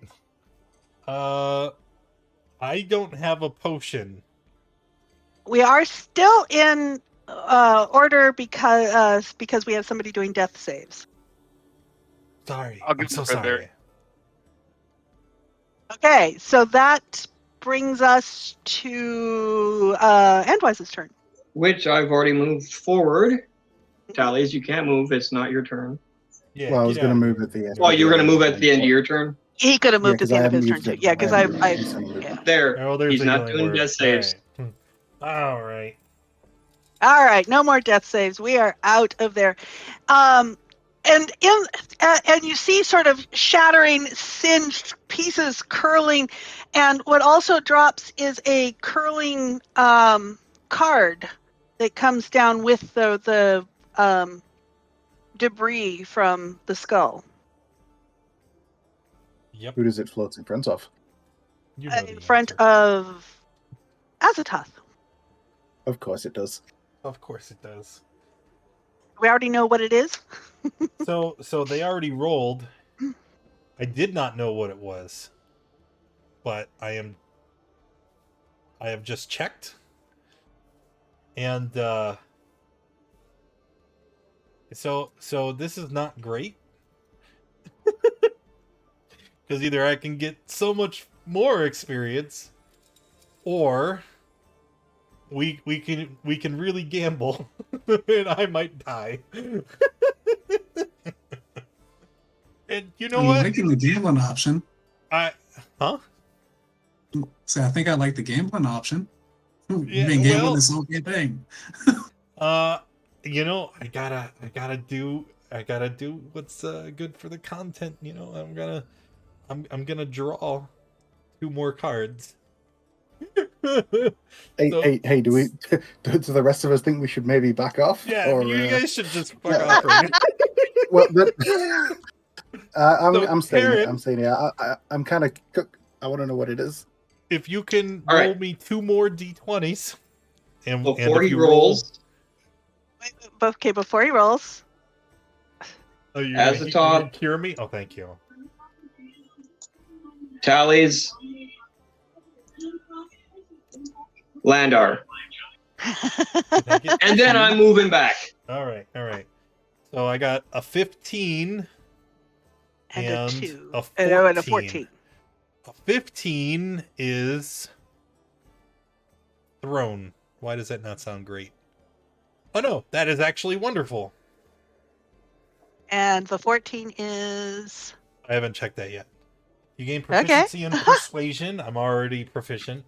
Double your proficiency bonus on checks made with that skill. Cool. Free, So it's free expertise. persuasion expertise. I gain the rightful ownership of a small keep somewhere in the world. However, the keep is currently in the hands of monsters, which you must clear out before you can claim the keep. That's not very Another useful. fortress that we've got to go take over. Yeah. So I'll let Karis ponder that one. And then Okay. 14 talons. I No. don't know if that's good. Oh, No, it's really bad. Hey, wait a minute. Oh, I don't have anything. Oh, nope, that's not true. I lose my tattoo. I lose Oh, my no. tattoo. Wait. So, what is it? Talons. Every magic item you wear or carry disintegrates. artifacts go poof. Yeah. So the only magic item I have is my plate. No. No! Oh, It's what, your glaive? My glaive is my pact weapon. I'll just summon a new one. Okay. Yeah. But What no, was the other- dwarven plate that I just got, Oh, the plate. Ah! the Blood Fury I charm. know. Oof. The Twitch gods giveth and the Twitch gods taketh away. Oh, that hurts. It's You know what? well, I bet that's. now I bet I'm that's how making Terran feels, very right? angry. I bet that's how Terran feels after a couple of Sundays ago. Was it Terran who got Yeah. all of his stuff? Yes. Yeah. Oh God, it's karma. That's what that was. I took away his armor, and now he took away mine. Oh. Oh. All right. Well, my did it just get very cold for anyone else? What happened to your suit of armor? I look at the ground. And there's just frayed ashes and rust around me. Oh, Yeah, well, it goes with the ashes and cinders and bone fragments and all of the skull. It's on the ground in front of you, too. mm-hmm. That monster must have had some gnarly curse upon it. Must have. Well, at least it was the armor that took the curse and not you. I don't know. It's I'm true. You'd have feeling disintegrated into ash. pretty meek. Maybe before we continue our shopping, we go and I think I need to lay down. I'm feeling a little woozy. Yeah, I heard that. I got a splitting headache. What happened to you? I blacked out for a second. I don't. Landor just looks at him. You happened to me. You. No, that doesn't sound like something I would do.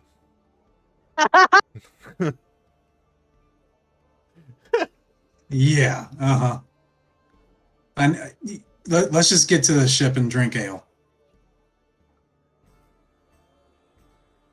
Speaking of that, looking around at the probably decimated street corner.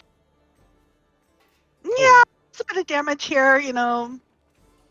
The one of the Yeah, buildings is on fire a bit, you know. Just No, gonna actually, leave. no, because you did psychic damage. Well, the wall of fire would have caused. Yeah, there's some fire, but you know, now that the scary skull thing is gone, you know, people are coming out with, you know, buckets of snow and all, and trying to put out the flames from the wall of fire. I said they're not trying to put out the wall of fire itself because just running up to it and just instantly being incinerated. Well, I They're assume not you trying to put it dismissed out. it, so Well, you made an assumption that I didn't state. this is true. Well, they're not going to run up unless it's good. Well, yeah, actually, they would sort of run up to try and dump snow on it. Are you going to dismiss the thing? I mean, eventually. I'll Oh do it when we my. leave. Okay, well, so there are some peasants coming up on it. Hopefully, by coincidence, they're coming up on the other side of it, though, and they're trying to dump snow on it and on the buildings Good that caught idea. fire. So I couldn't see them anyway. Good point. Good point. Okay. So we're headed back to the Descendant. Yep. It's nap time. Okay. Tallies, your wall. We're done. Stop burning the town down. Yeah. Or don't. I mean, it sends a message. I mean, Is that we're just as bad as the monsters that we kill? Yes. No. Wrong message. Oh, and they're very pleased that buckets of snow put out this fire, but now the burning building is still taking a little more. Oh, Ooh, I'm there's actually a going to thought. go to. You said that the death tyrant there's like a curled up husk left of it. Well, a little bit of, yeah. I mean, you know how Kind of like a shriveled, cremated body mummified. still has little bits Yeah. of things and all. Yeah. Oh, okay, so there's nothing like large enough to maybe write on. No. Okay, in that case, I'm just going to go next to it using my quill, draw a big arrow pointing to the pile of ash, and put Adventure Capitalist here. defeated Death Tyrant. Happened to be just like half a block down from where you guys defeated that whatever that other creepy thing was that shouldn't have been here that was hissing at people. This is a dangerous block of Bryn Shander. In parentheses underneath, I'll write "You're welcome."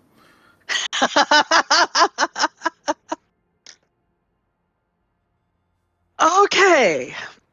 So, real quick, like while all that's happening, your resident firefighter just does his little thing, and snow's going everywhere to cover out, snuff out any fires that are happening before he goes in. yeah.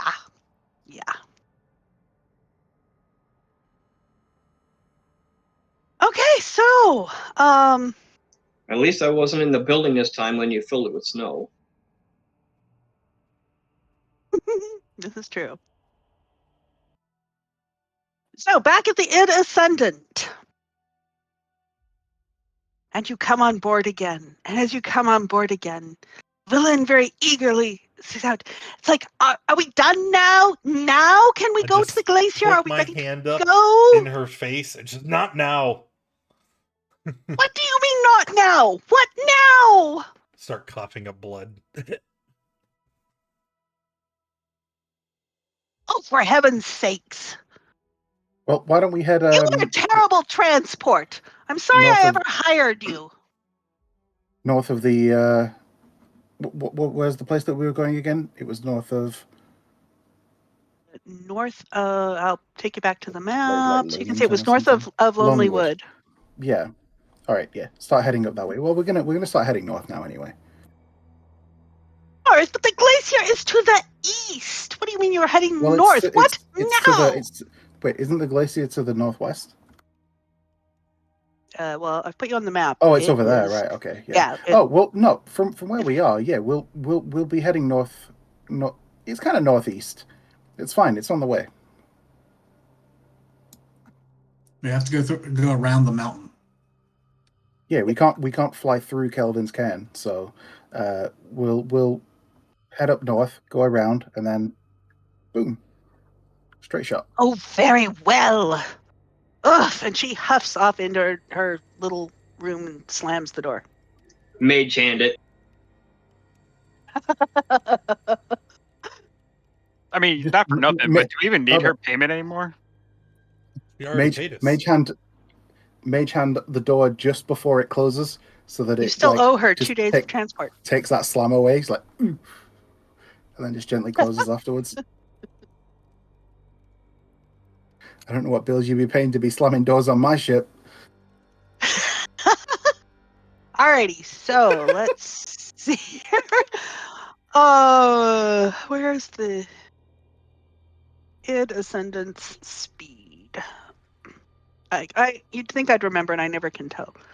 120 miles per day, 5 miles per hour, and we are heading north of Lonelywood.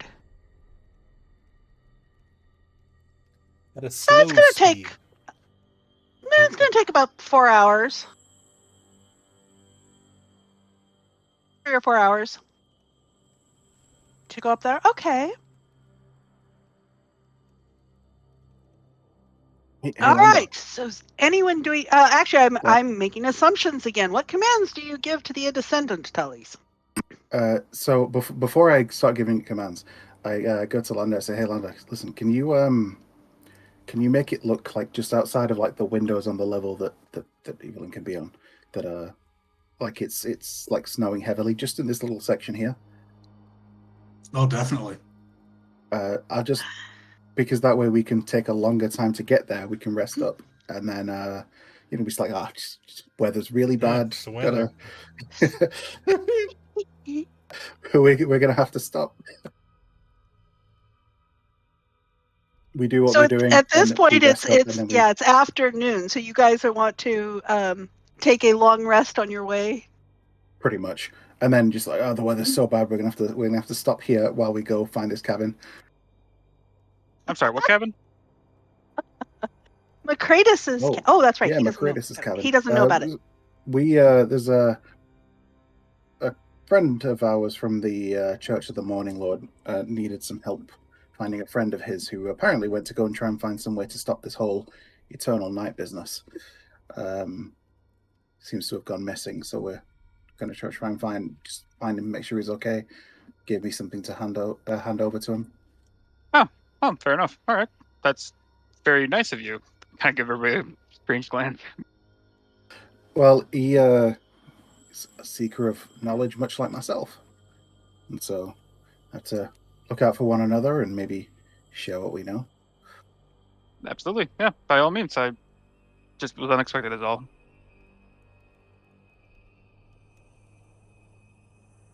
Anyway, so yeah, we'll do that. So in terms of directions for the Ascendant, I'll calculate like based on the distance how fast we would need to go for it to take 8 hours to get there, which I guess is going to be 2.5 miles an hour if it would take us about 4 hours to get there normally. 5 miles an hour, so. All right. Yeah. Okay, so you will be there, and it's late afternoon, so you will be coming in around a little after midnight. Okay. And I'm going to be putting Bigby's Fist in my spell gem. Okay. So, does that mean we got a long rest? Yes. Yes, you're able to accomplish a long rest. There's nothing I'm Yay. going to inflict upon you Oh. here. Okay. Let me pull up this.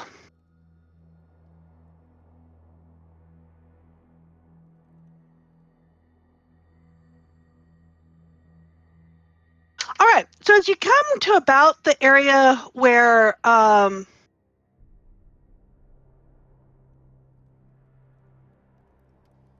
as you come to about to the area and you're flying up about to the area that Copper had indicated to you of where the cabin might be, it's kind of perched on the edge of a snowy ridge as you're as the Ascendant is flying in gently. It's a ridge above a gorge. There's this black lodge on wooden stilts kind of perched up there. You don't see any path to lead up to it because it's kind of the whole area is right there is kind of buried under snow.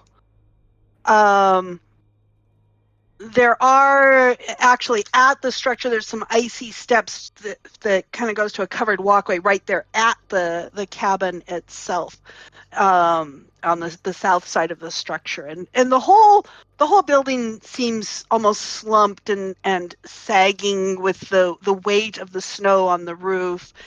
And as the Ascendant comes up closer, you can see that the windows are broken and the shutters are loose and flapping in the wind, with large snow drifts around the bottom of the stilts down in the gorge.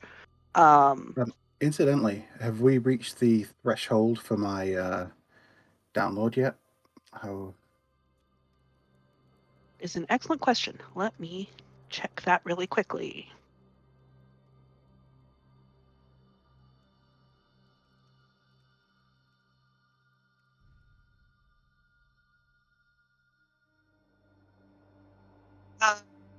It is the first of Flame Rule, and you will complete language assimilation on the 15th. On the 15th? Okay. Yeah. All right, then. Never mind. In that case, yeah, I guess I'll call out. In common, hello. We're looking for You're out on Mccready. one of the outer decks. Yeah. Okay. So how is it Ascendant? So you've got this thing, sort of perched on the edge of a ravine. How close are you having it Ascendant come up? I mean, how close can I get it safely? You can get it fairly close. I mean, there are some tall trees, but this is a pretty deep gorge, and so as long as you're moving slowly and carefully, you can get, like maybe within 60 or 70 feet of it. Sounds kind good. of at its level. Well within shouting distance. So Yeah. yeah. So about that close. And then I'll start calling out. Hello. We're looking for Mccready. Friend Copper at the Temple of the Morning Lord sent us.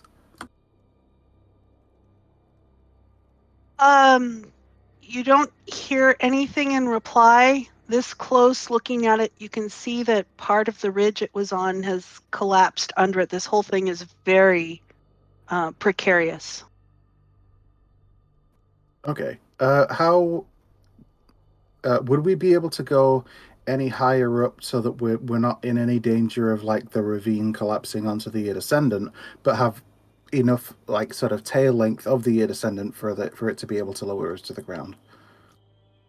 It can lower you up. I mean, because the thing is, this is at the top of the ridge, and so you just have to get it Ascendant up close to it, and you can use the tentacles to take you out, out parallel to it. Sounds good. That. As long as you're moving slowly and carefully, that should be fine. Okay. Well, yeah, let's. I mean, if anybody wants to come with, help find this guy. Yeah. Sure. And, I will, Oh. of course, come with you. Okay. right. Tallies will enact all of his usual conditions for leaving the ship. Protocols and yep. And then, Alright. yeah, head off.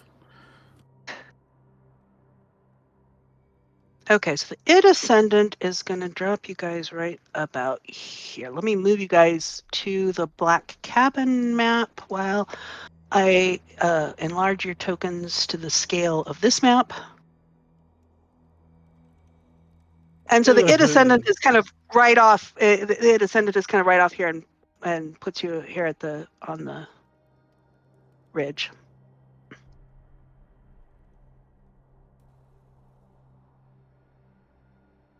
And I have something here. Tallies moves so he's not standing on the edge. Yeah, it is. It is quite steep, reasonably crumbly. It does look quite precarious there.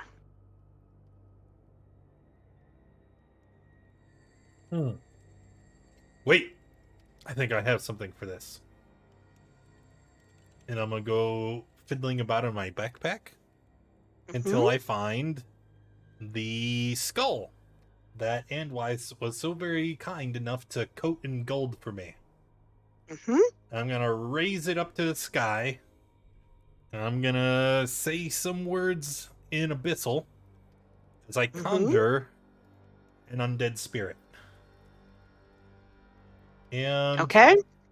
this is going to be an incorporeal undead. So it's just what you see here. It's this very, very It's kind. very much like. Yep. This very kind fellow in a top hat who's gonna show up. And he's gonna look around and go, Okay. and we go, search the property. We're looking for someone. And then being incorporeal, they can dash through walls and move through solid surfaces. And I'm just gonna have him do a quick see sweep through it. Can I see through it? No. So See through it's its gonna eyes go and all? look Okay. and it's gonna report back. And while it's doing that, my ghosty boy's just gonna float in through windows and go through. It can't see through it, but it can speak telepathically to me while it's within.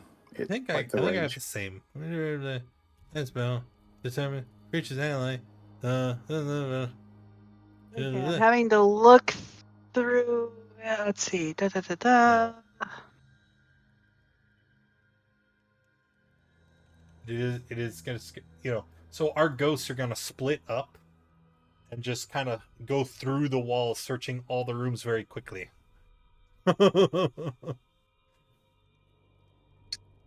So, question. I don't think he's. Go ahead with your question. The whole area over here, which is like seems to be hanging over an edge, is it just rock formation and snow, or like what's all of this?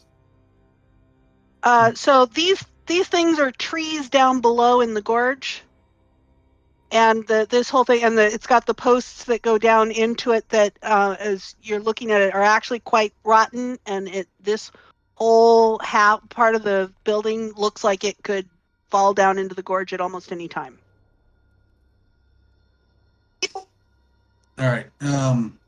Given that whole thing, I think I'm going to take some time while those two are searching through their ghosts to kind of hopefully reinforce some of the edge here with like ice stilts. Okay. Just for some added protection in case we go in here. I don't want this thing crumbling under us.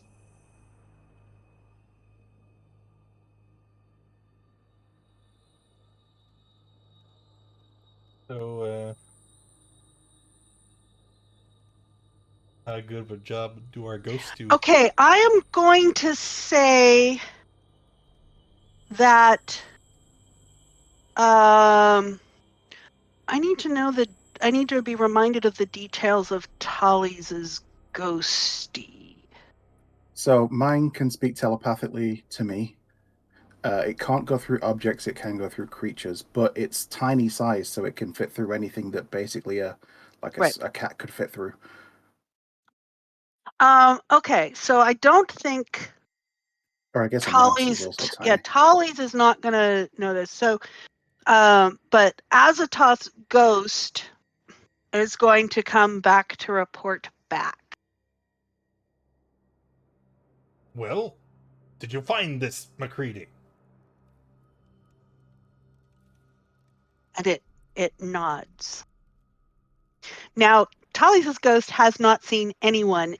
Tally's ghost has seen everything is covered in frost, particularly where there are open places. There's weak areas of the floor. There's holes in the floor. There's If I can, I mean, you could see scorching in the main room. if I can Okay, interrupt, so sounds like a fight. I would like to Yes? give it a new set of directions. Then Okay. bring him to me, Okay. because the ghost can move through physical objects. It also Yes. can choose not to. So he can go and pick him up and bring him, and I'm sure this Mccready fellow will be perfectly fine being abducted by a ghost. But that's not my problem. Okay, and so what Tally's, because you are looking through your ghosty, right? Well, it can communicate telepathically with me. I don't Okay. look through it. Okay, it has found a mostly incinerated skeleton.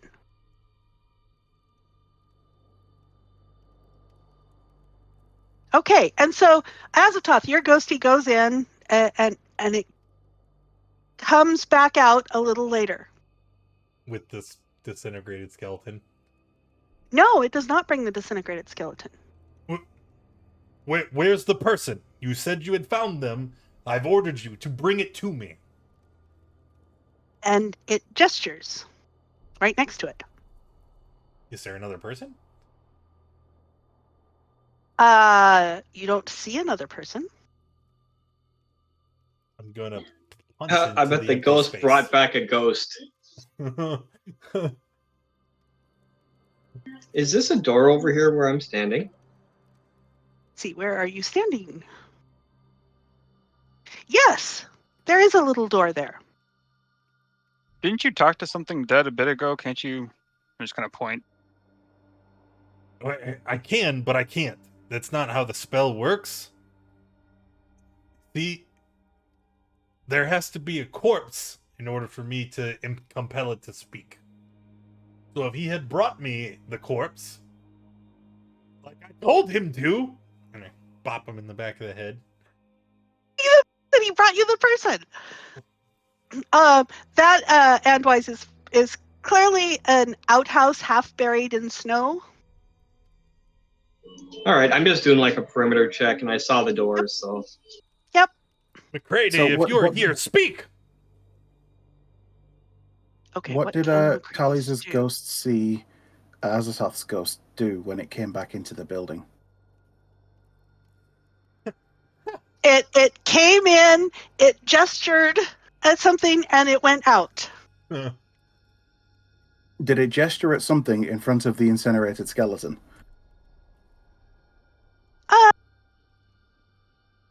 Not immediately. Okay.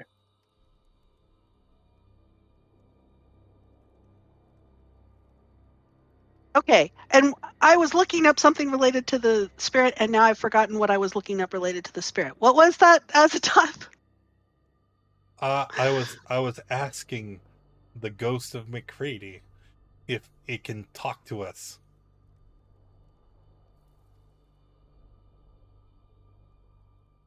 Okay.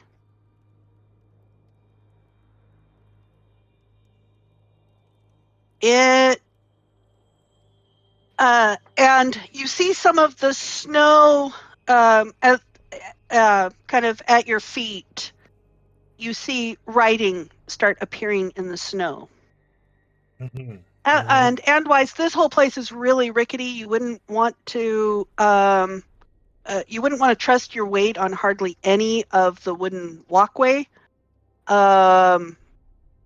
are some areas broken windows and stuff that would be pretty easy to get into if you wanted to. No, I pretty much just walked along the outside of the building, Mm-hmm. staying outside, and then I stopped once I saw that the cliff was right there around the corner, and then turned around and came back. Yeah, the whole thing looks very rickety and is sagging under the weight of the snow and looks like it could slide off the edge at any moment. Tally's is going to take his quill and place it down in sort of the area where the Ghost of Mccready is writing, and say, try using this. You'll probably find that it writes a little bit better than snow, because the quill can write on any surface. And it's currently going to write in bright green. Currently going to do in bright green, and this, as he can attempt.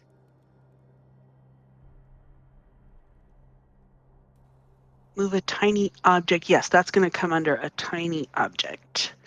And I'm actually not going to make it roll. Yes. Okay, so the quill lifts up and writes yes in green. Well, Tallies, this was your mission, so why don't you take it from here? I guess so. Well, to let you in on what's going on, Copper sent us to come find you and see that you were okay. I'm assuming that you're dead, or are you invisible? Green writing dead. Oh. Well, that's unfortunate. Who did it?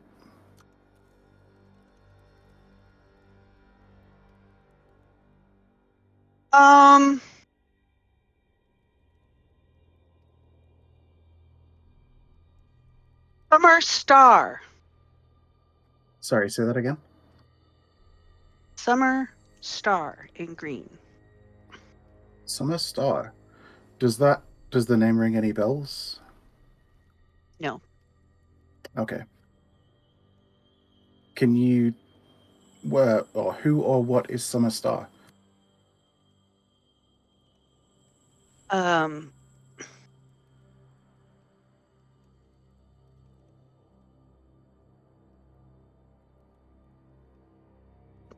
And so what comes written back is my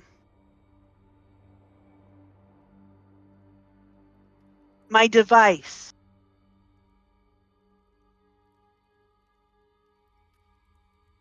Did you try to make something to counteract this eternal night and winter, and it blew up and burnt you to death? Yes. Huh. But I know the problem. Okay. Well, Copper sent me this case to give you, and I kind of take it out and kind of open it up. Will this be useful to helping solve the problem?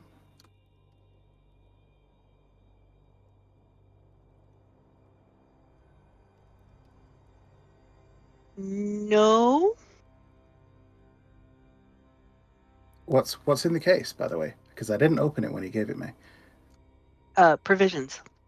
Okay, just provisions. Oh well, yeah, probably not. don't think they need that anymore.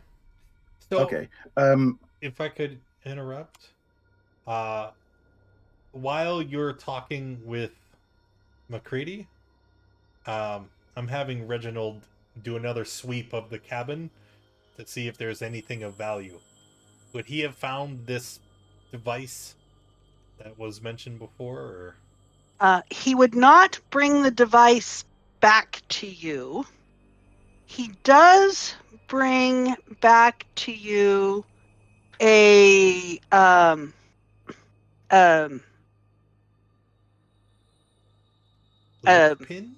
necklace. Give me that. No, it's not a brooch. That's a pin. Amulet. An amulet. Thank you.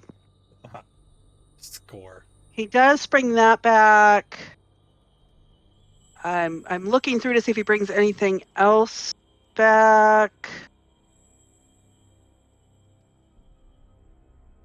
He brings you a couple of tools. that are in good condition. It just kind of Those are the tossed them big over things. towards Andwise. Meh. Okay, there's some tinker tools. Handwise. Yep. I'm picking them up, looking them over, and tucking them in my bag. Okay. Let's see. What are the?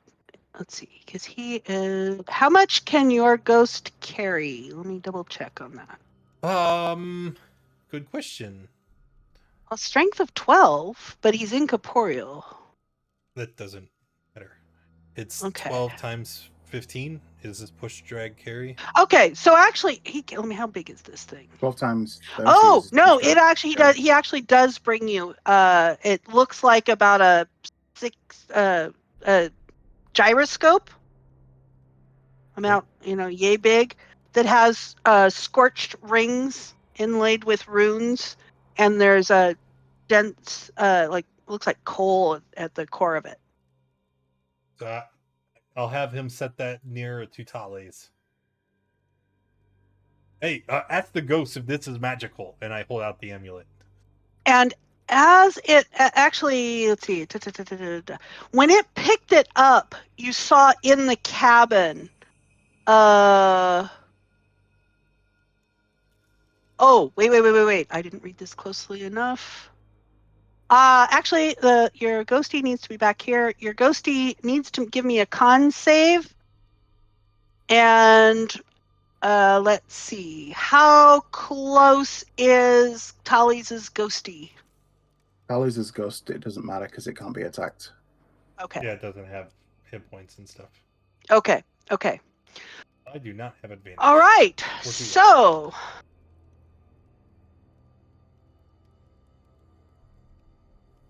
a brilliant light flashes out from the cabin like an explosion, and your ghost does not return.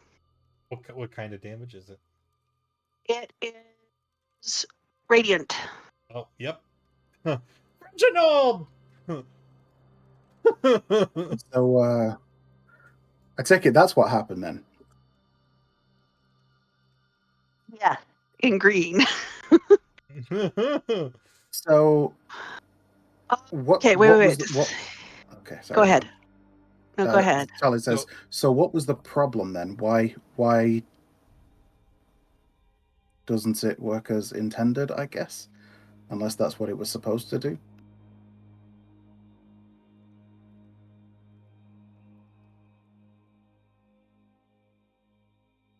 Okay. Your beastie, was it a creature? It was a creature, right? It counts as a creature? Mine? Yes. Yeah. Okay.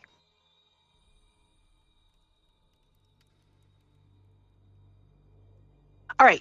I'm sorry, what did you ask, Spartan? Oh, you asked what the problem was. Yeah.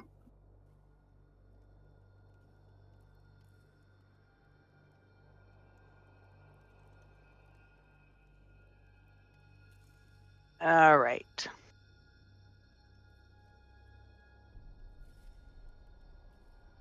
Okay, so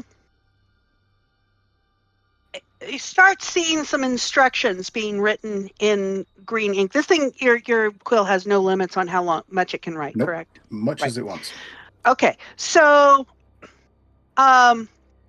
it's a treatise on the containment of energy and the rings, and a third ring attached to the device with the proper runes on it should be able to contain the energy. Would be sufficient to contain the energy. Okay, and then I'll ask. So how is the object used? What's its? How does it work? What is it supposed to do when working properly? Not explode. So when you lift and use and sort of describes a looking into it, for which you can infer means attune to it, and use it, and control weather. Huh. Okay. Interesting. Okay, hold on. Now, Above the table, what, is this a frickin' in terms of it Nightcrawler? exploding, why is it exploding, and how can we attach this other ring to it without it exploding?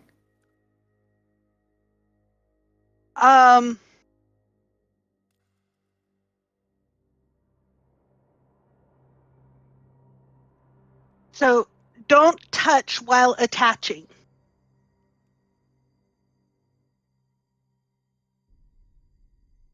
What does that mean? Use tools.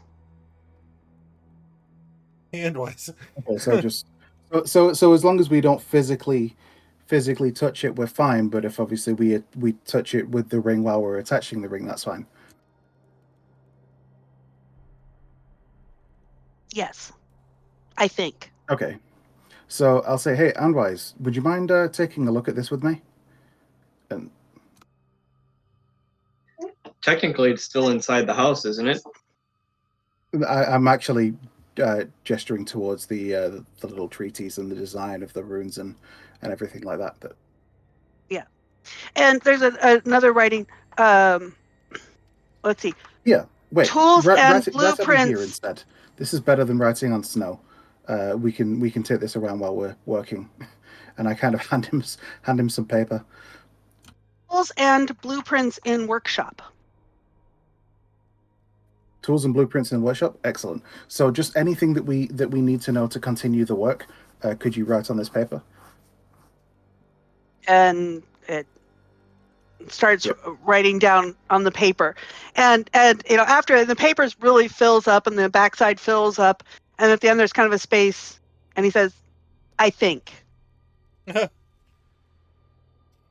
Great. All right, cool. So I guess we can head to the workshop. I'm gonna start heading in. Is the See workshop if I can safe? find- Wait! And I'm gonna grab him by the shoulder and stop him. What? I think that's where Reginald was when there was an explosion. Oh, right. So apparently, like physically touching the device, like grabbing it and stuff, will set it off. But if it gets touched by other things like tools and whatnot, it's fine. It won't explode. I think it's literally physical contact with people. Apparently, is what sets it off. Or I guess undead. Anything that could be considered a creature and not an object. I'm coming with you. Okay. Tallies will head inside, and I'll start looking for a notebook, blueprints, anything like that. Is it safe to go inside? All 300 pounds of him? Good job. Not when she Somebody asked that showed up question. Good job. Somebody Okay. showed up the thing. Well, partially shored up. So how are you going to attempt to approach this? Actually, I so mean, the I'll ask. wooden walkway out here. So these stairs go up, so it's about 20 feet off the ground at this point. I mean, it's kind of rickety. There is snow, and it's quite slippery on here. On this, and you can see from where you are there are gaps. And even shored up, Andwise could probably navigate it pretty easily. I'm not so sure about Azathoth. Oh. Follow me fed. That's so nice. Okay. Well, I mean, you can. Well, then I I mean, won't be joining. But so instead... sorry, go on. No, it's okay. It's thematic. Because as you're talking, Azathoth is going to reach out and grab your face. And I would imagine this whole hand just kind of wraps around your head. And you feel a flash of heat for a moment, and then he removes his hand. That was odd, but It was necessary. okay. Because now, no matter what, I know you'll return to us. That's a great spell. It is a great spell. All right. So, yeah. So you said that the windows are like all busted out, but are the doors still like entirely intact, or are any of them smashed in as Well, well? I mean, it's a little hard to tell from the outside, unless you go up I mean, to I can them. see the doors though, right? Like You can see they're the not far doors. away. I mean, they appear to be closed, but I mean, the whole thing's sort of very dilapidated. Okay. Hey, Let's go for a walk. Landar. Okay. I was going to ask, Landar, can you create some steps? And Yeah. there are steps over here, but these are rickety. And wise, you get up them with, especially where you're being cautious, you get up them with very little trouble. You're lightweight, you're cautious, you know what you're doing. I'm not going to make you roll for it. All right, I take it this is the first door. Yes, the door is not locked. It's a little bit stuck because it's a little bit warped from all the moisture and all, but it does open. And this first, lighting. I forget these things.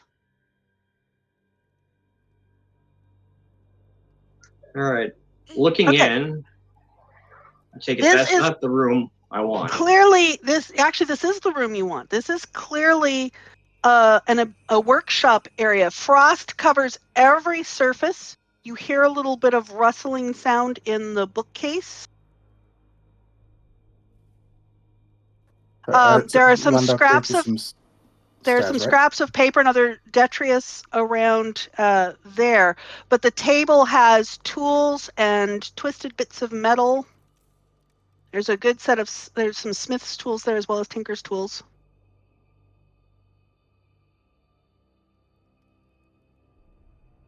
Yep. So, yeah, Landar created some steps for me to get up, so I didn't have to start trying to climb up like rickety wood.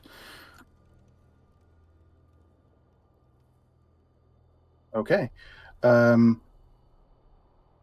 see. Actually the blueprints are not in the workshop. He forgot where he had put the blueprints. Okay.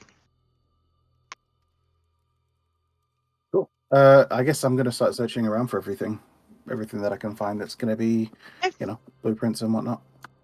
So in here, you've got a bunch of scraps of paper and things that have made a nice little nest.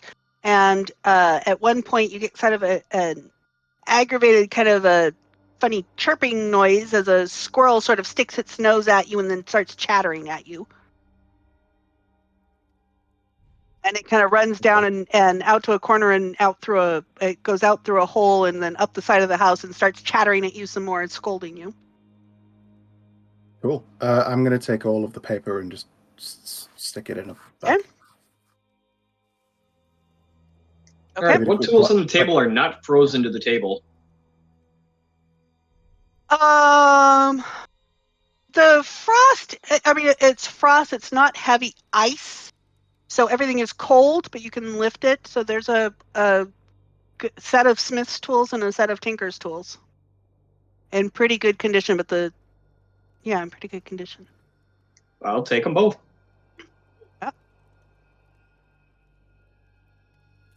All right. Well, let's. So we've searched this room. So let's head over and. I assume Landar has put. I mean, you guys can either go through the broken windows, or I'm sure Landar put something across that.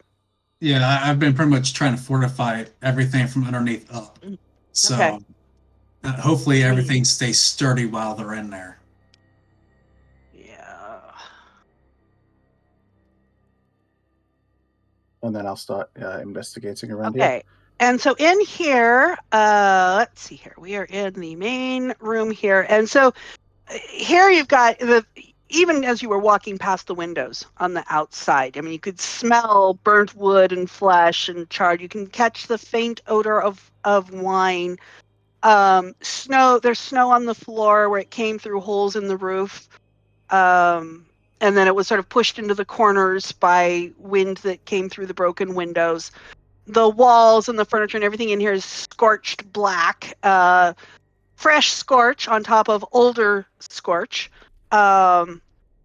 And on the table are the charred remains of a book. And over on the side, there are several broken bottles. And over by your ghosty is the mostly incinerated skeleton.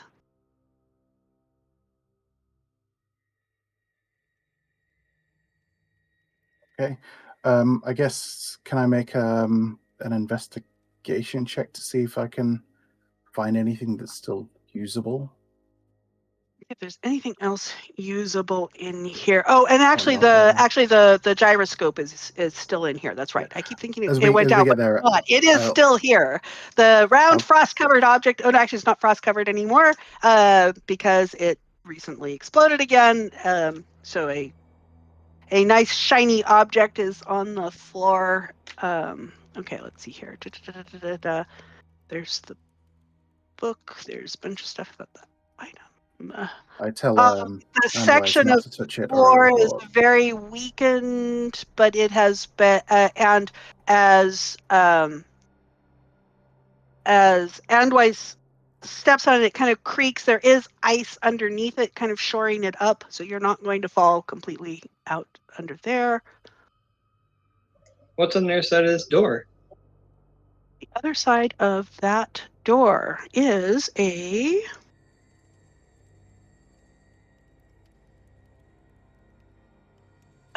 wine. Appears to be a wine cellar.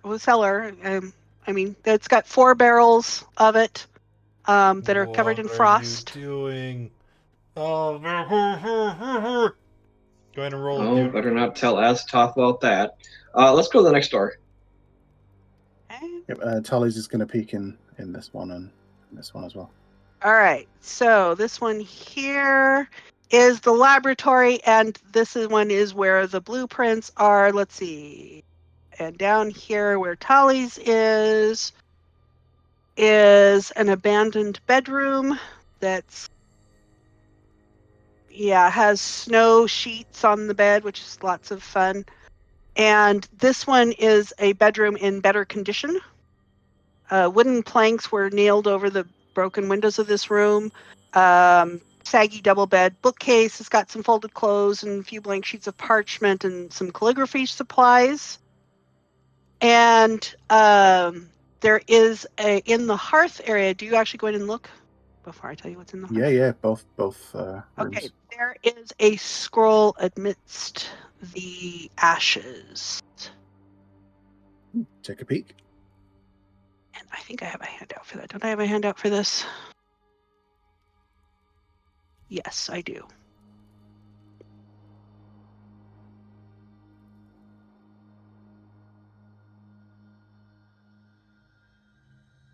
Let me know if you have difficulty reading it, and I'll read it aloud because I also have text. All right. You see my message, right? Oh. And also, as you are reading that, it comes out, a card comes out of the folds of it, too. I did not see it. Thank you for pointing that out to me. Okay. What's this? No. Pick it up. Are you sure? Yep, yeah, 100%. I have to be. I have to be sure. It's probably going to be something horrible, and I'm going to die and make a new character, whatever. But nope, I don't know what it is, so I pick it up and take a look. Well, it could be worse. You have drawn ruin. All forms of wealth that you carry or own, other than magic items, are lost to you. Portable property vanishes. Businesses, buildings, and land you own are lost in a way that alters reality the least. Any documents that proves you own something also disappear. What does that mean for the Id Ascendant? Well, the rest of us own it. So even if he does not own the Descendant. Yeah, the Id Ascendant is a sentient being. Okay, none of us own it. Fair. Sorry, fair. So I guess just whatever coins you have in your pocket? All of those supplies you just bought in Bryn Shander. Would that be wealth? That's not wealth though. It's Yeah, not. those are It's not spell currency. components. It says that you own other than magic items. Portable property vanishes. Oh, property. Yeah, it is All something you of those own. materials you just bought in Bryn Shander. Oh, that's rough. Okay. So you donated So- everything to the town because we were going to burn it later.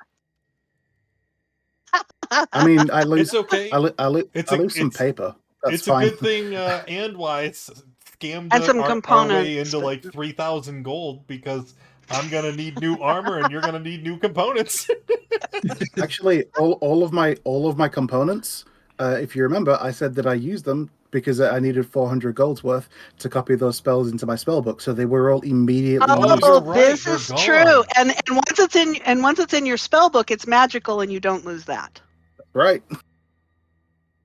Okay. So Yeah, it could be a could have lot worse. definitely been worse.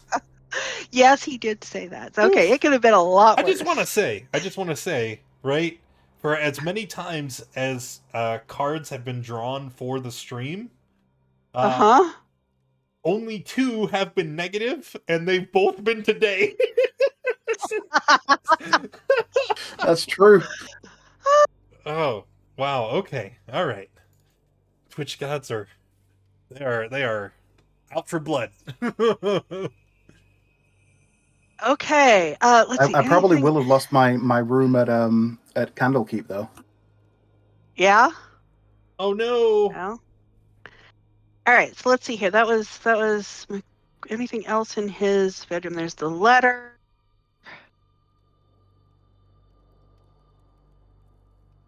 Okay. Okay. So let's see. Then back here in the laboratory. So this room contains a fireplace. Over here, 2 empty bookcases. Oh, I'm on the wrong layer to be pinging for you. Sorry about that. Let me get onto the object layer and let me ping for. Okay, so fireplace, bookcases, and tacked to the walls and strewn across the floor are frost-covered blueprints. And face down on the floor next to one of the blueprints is a tiny man made of clay.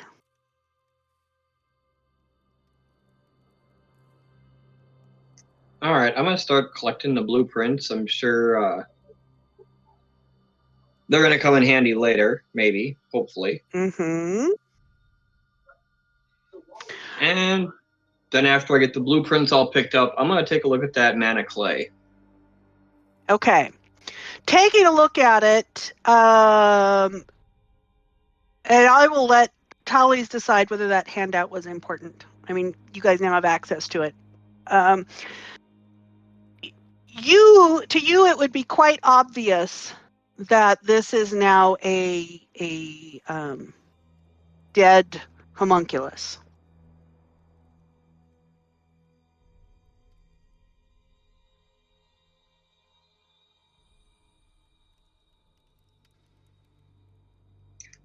Well, if it's a dead homunculus, it means there's a gem worth 100 gold in there.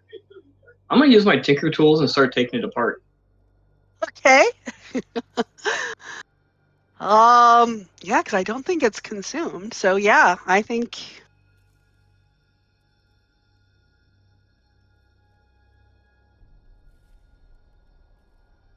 I'll let you decide later what type of 100 gold gem I found in there. Okay.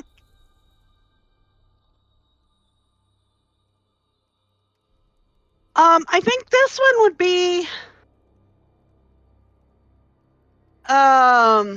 It would be something in the sort of Pearl. yellow range of a gem. The yellow pearl. Like a topaz or something. Yeah, like a topaz. Let's say it was a topaz. Because that's what Mccready would have liked. All right. Anything else in this room? No. I mean, basically, the room is used for laying out all of the blueprints and stuff. All right. I'm gonna come let Tallies Some of know the that I have. blueprint, yeah, the blueprints. I mean, it's very obvious to you that these are experimental designs for a weather controlling magic device. One of the designs closely resembles what's out there and has some notes that could be similar to the notes that Tally's has from the ghost.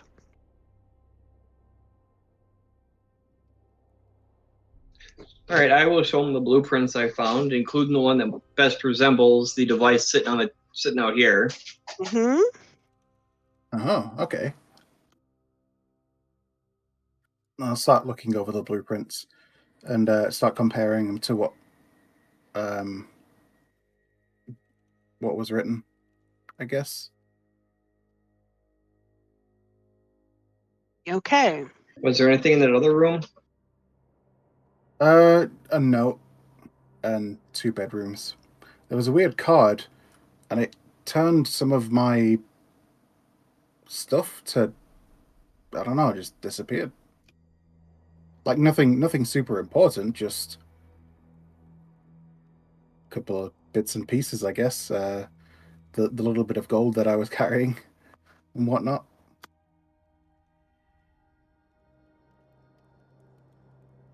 All right, well, as long as it wasn't anything super important. Nothing that's not easily replaceable anyway.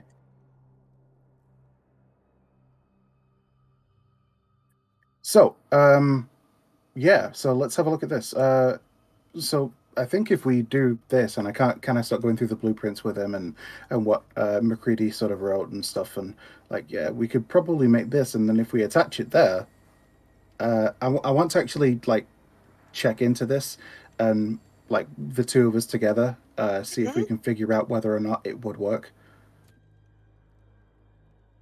So you do figure that you are going to need to craft a 3rd ring, and you can use the pieces of metal that were there, and you're going to need to inscribe it with runes, and you've got the smith's tools there. The workshop could be used, and then the device is going to have to be modified a little bit in order to actually accommodate that 3rd ring with the tools. And this is going to take you some hours to do. Okay.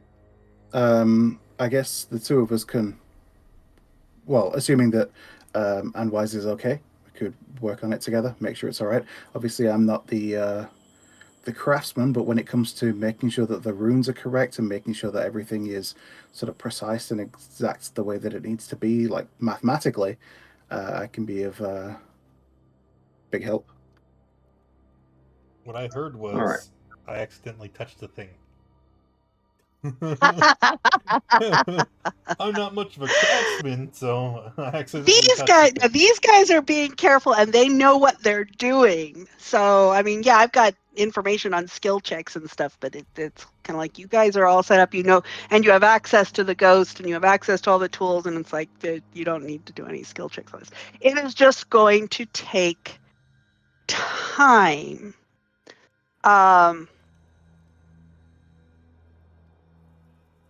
How long do you think we can keep her stalled, locked in her room?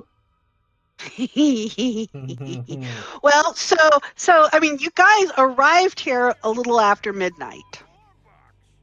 So, I mean, she's probably asleep in her room. Oh yeah, so we wouldn't want to set out until like morning anyway.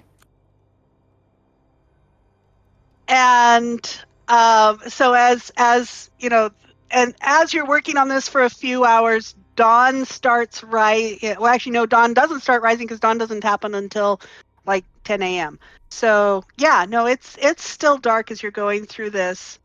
Oh, goody! So again, Thank you, Tarantagosh. Okay, why is my name on there twice? because I love you. No, it's one for you, one for Roro, and and one for Landar. There we go.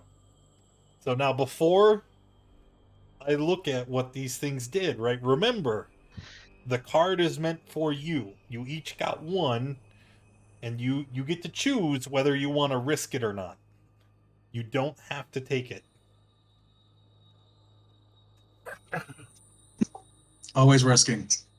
Well, so he went Landar first. So Landar, do you want your card? Yes. Okay. 13 is the sun. That's a good one. Wow. Sun, you gain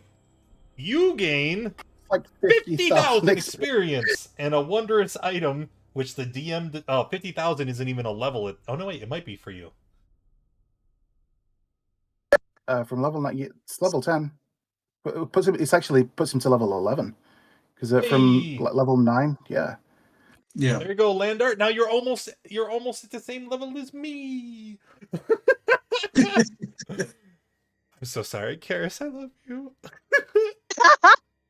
Okay, All right. Lander goes up, and I will determine your wondrous item offline. Cool. Well, actually, I shouldn't, because Toronto guys will want to know about it. Okay. So That's then, okay. I got it, who's next? Taryn. I did it out of order. So then the next one, the 17, would go to Roro. Roro, do you want to draw it? I mean, yeah.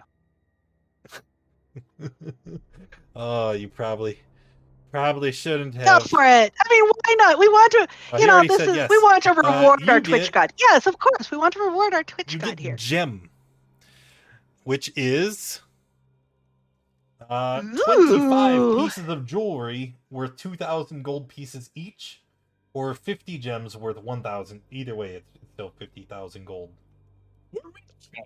I like money. So one guy lost everything and the other one gained everything. Yes. That's how this works. And then and-wise, And wise. you got a 14. And if you were paying All right. attention, wait a minute. Seeing No, Rolled no, a no. 14 earlier today. That should be a reroll. The deck doesn't have two of the same card in it. Yes. I would agree with that. But is don't it moot or remember not? Does what Andwise 14 want to? Does Andwise want to look at his card? As you guys are digging around through the things, I mean, the guys who are playing cards, or playing dice, find some out in the snow outside. All right, I've seen a couple cards get drawn or picked up. I know Tally's told me about the card he found, and all of a sudden this stuff vanished. I'm going to set everything I have off to the side. I don't think that matters. And then it probably doesn't. Then I will draw the card. Okay. So as soon as Taryn gives me another D20, 6. Oh no. What is it? Tell us. Fool. You lose 10,000 experience. Discard this card and must draw from the deck again. If losing that much experience would cause you to lose a level, you instead lose an amount that leaves you with just enough XP to keep your level. So you're at the start of your current level. But We're doing milestone checkpoint anyway. leveling, so Yeah. that's fine. So that doesn't matter. But you have to draw another card. So he's going to roll one more D20, which is a 10, which is a knight. Oh, man. That's not going to... All right. You gain the service of a 4th level fighter who appears in a space you choose within 30 feet of you. The fighter is the same race as you and serves you loyally until it dies, believing the fates have drawn him and her to you. And you control this character, so it's not an NPC. You're going to make a level 4 character that doesn't level up or gain experience. And it's basically you're someone you get to bully around the rest of the game. I heard there was this place that we just took over that may need a new. I'm just saying, Yeah. You want to serve me? Rule in my stead. Oh, all right. Chaos. You said it. Love it. Thank you for your generosity, Toronto I think Gosh. what's really funny is Jim we have all this wealth now. We can't frickin' spend it because nobody has shit. you just make a bunch of something like a throne or something out of the gems. And, I don't know. I'm sure we We're can gonna figure start out. using gold coins as ammunition. You just take, Fire the I- pearl laser. take the I have the fabricate spell and catapult just spell. create a gemstone throne. Right there. Or we had that last switch too. This is true. We do have the last wish. Oh. Then we'll use it. So how many gold coins would be less than 10 pounds? If we fasten them together, I can use them for the catapult spell. I don't have to look for a rock or anything. Just a big clump of gold coins. hey, that might not be a That's bad a idea. flex. Because then if we're catapulting chunks of gold at people, even if it doesn't hit them, they might stop attacking us because they're going to pick up the huge chunk of money. Maybe. And if we're like fighting in the towns and stuff, then we're like, hey, look, we just replaced that house plus. Yeah. You're going to alter the economy of 10 towns for a generation. I mean, we did do that already in Yeah. at least one of the towns. That's it, dude. We're gonna buy Bryn Shander. That's it. Listen, bitches. We're going to rule 10 towns. All right. So the two who have been working on the device, after some hours and after working in the workshop and, smelting down the metal and forming it in and very carefully engraving it and checking it twice to make sure that the engraving is just perfect. Twice? That's not scientific. Check it at least 6 times. 6 times until you're satisfied it is correct, and attaching it to the device. Who's going to attune to it? I have an amulet. I do not have an attunement slot free. Oh. It should I be don't you. You either. have my death ward. Can't you end your attunement to an... No, you probably don't want to. Hey, I have no attunement slots occupied because all my magic items got destroyed earlier today. That's a good point. Also, if this thing backfires, I'm the least likely to die, so... That's true. All right, so once we get everything ready, we say, right, well, we should maybe get Azathoth in here to do it then, since neither of us can attune to the magic. Or you can take it out to him as well. I don't think they want to pick no. it up. Yay big. No, not This until is we know true. it's Well, safe. I mean, you are manipulating it with the tools and things to get the ring onto it. No. Once you're attuned to it, can you handle it? Mccready was probably attuned to it.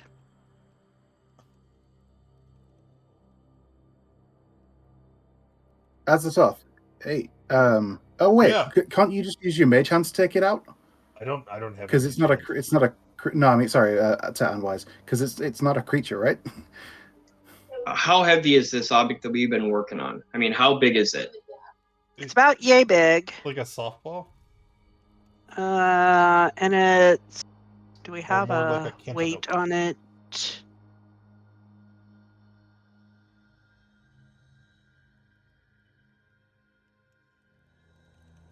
And actually, I'm going to say that in the process of doing this, you, between the two of you, you figure out that it discharged its energy and it takes time for it to recharge that level of energy. So it's going to be reasonably safe to handle for a while.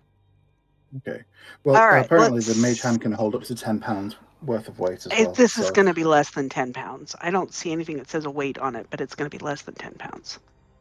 Oh, in that case, I'm just going to mage hand it out the door. Hand it over to Okay. Azathoth. So out the door comes floating this hand with, bobbing along with a gyroscope. The gyroscope. My hand is invisible. Okay, so the Remain. gyroscope comes bobbing out the door, Ooh. or out a window or whatever, and out towards you. Am I supposed to just grab it? Yes. Okay. And I You're grab gonna it. warn him. Okay. All right. So Just want to point out that both of us are behind total cover here. Does that matter? I don't think that matters. This is Not a to rickety you. old shack. Not fair. It'll just get destroyed. Right. Hey, wait. We totally set this thing off earlier today. Was the shack destroyed where it was resting? no, there was more char and everything all where it was. Oh, okay. All right, hit me. Are you going to attune to it? I'm gonna try to, yeah. All right. So, as you spend an hour sitting and contemplating this thing, and then after the hour, you've got an idea. It's like you know that you can use it to control weather. Yeah.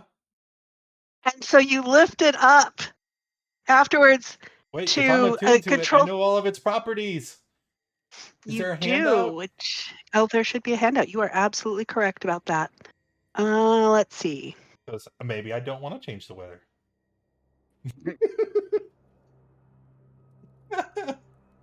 All right, Summer Star. I like it dark and cold. I am a Goliath. I don't see a Summer Star in there. I don't see a handout for it. Magic items. Yeah, the only thing it does is it brings up the control weather spell. Well, so you do get that. Let me let's see. Is there a handout for the control weather spell? Let me see. Oh, maybe it's not an actual like item. I thought it was a Mithraller. It is not that. Oh. Okay. Well, so you get the control weather spell. So you know the things about the control weather. Uh-huh. Okay. All right. Take control of the weather within 5 miles. Must be outdoors. You do not need to be outdoors with this, although you are outdoors. But you do When know I that you cast can the do that spell, I can without change having the to be current weather outdoors. conditions. I'm gonna try. I'm gonna lift it up.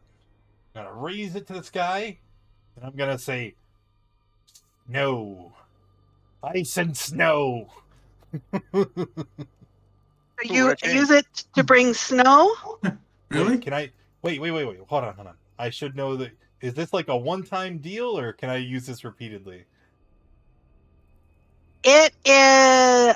So you would know from the attunement. This is a one-time deal on this thing. Balls. Well, no, I'm not gonna do that. I'm gonna try and get rid of the winter and bring out the sun. Is it one time as in Okay. like once per day, or like one time, like one and done? It's a I think it's a consumable. one-time like One it's gonna get time destroyed. total. One time. Okay.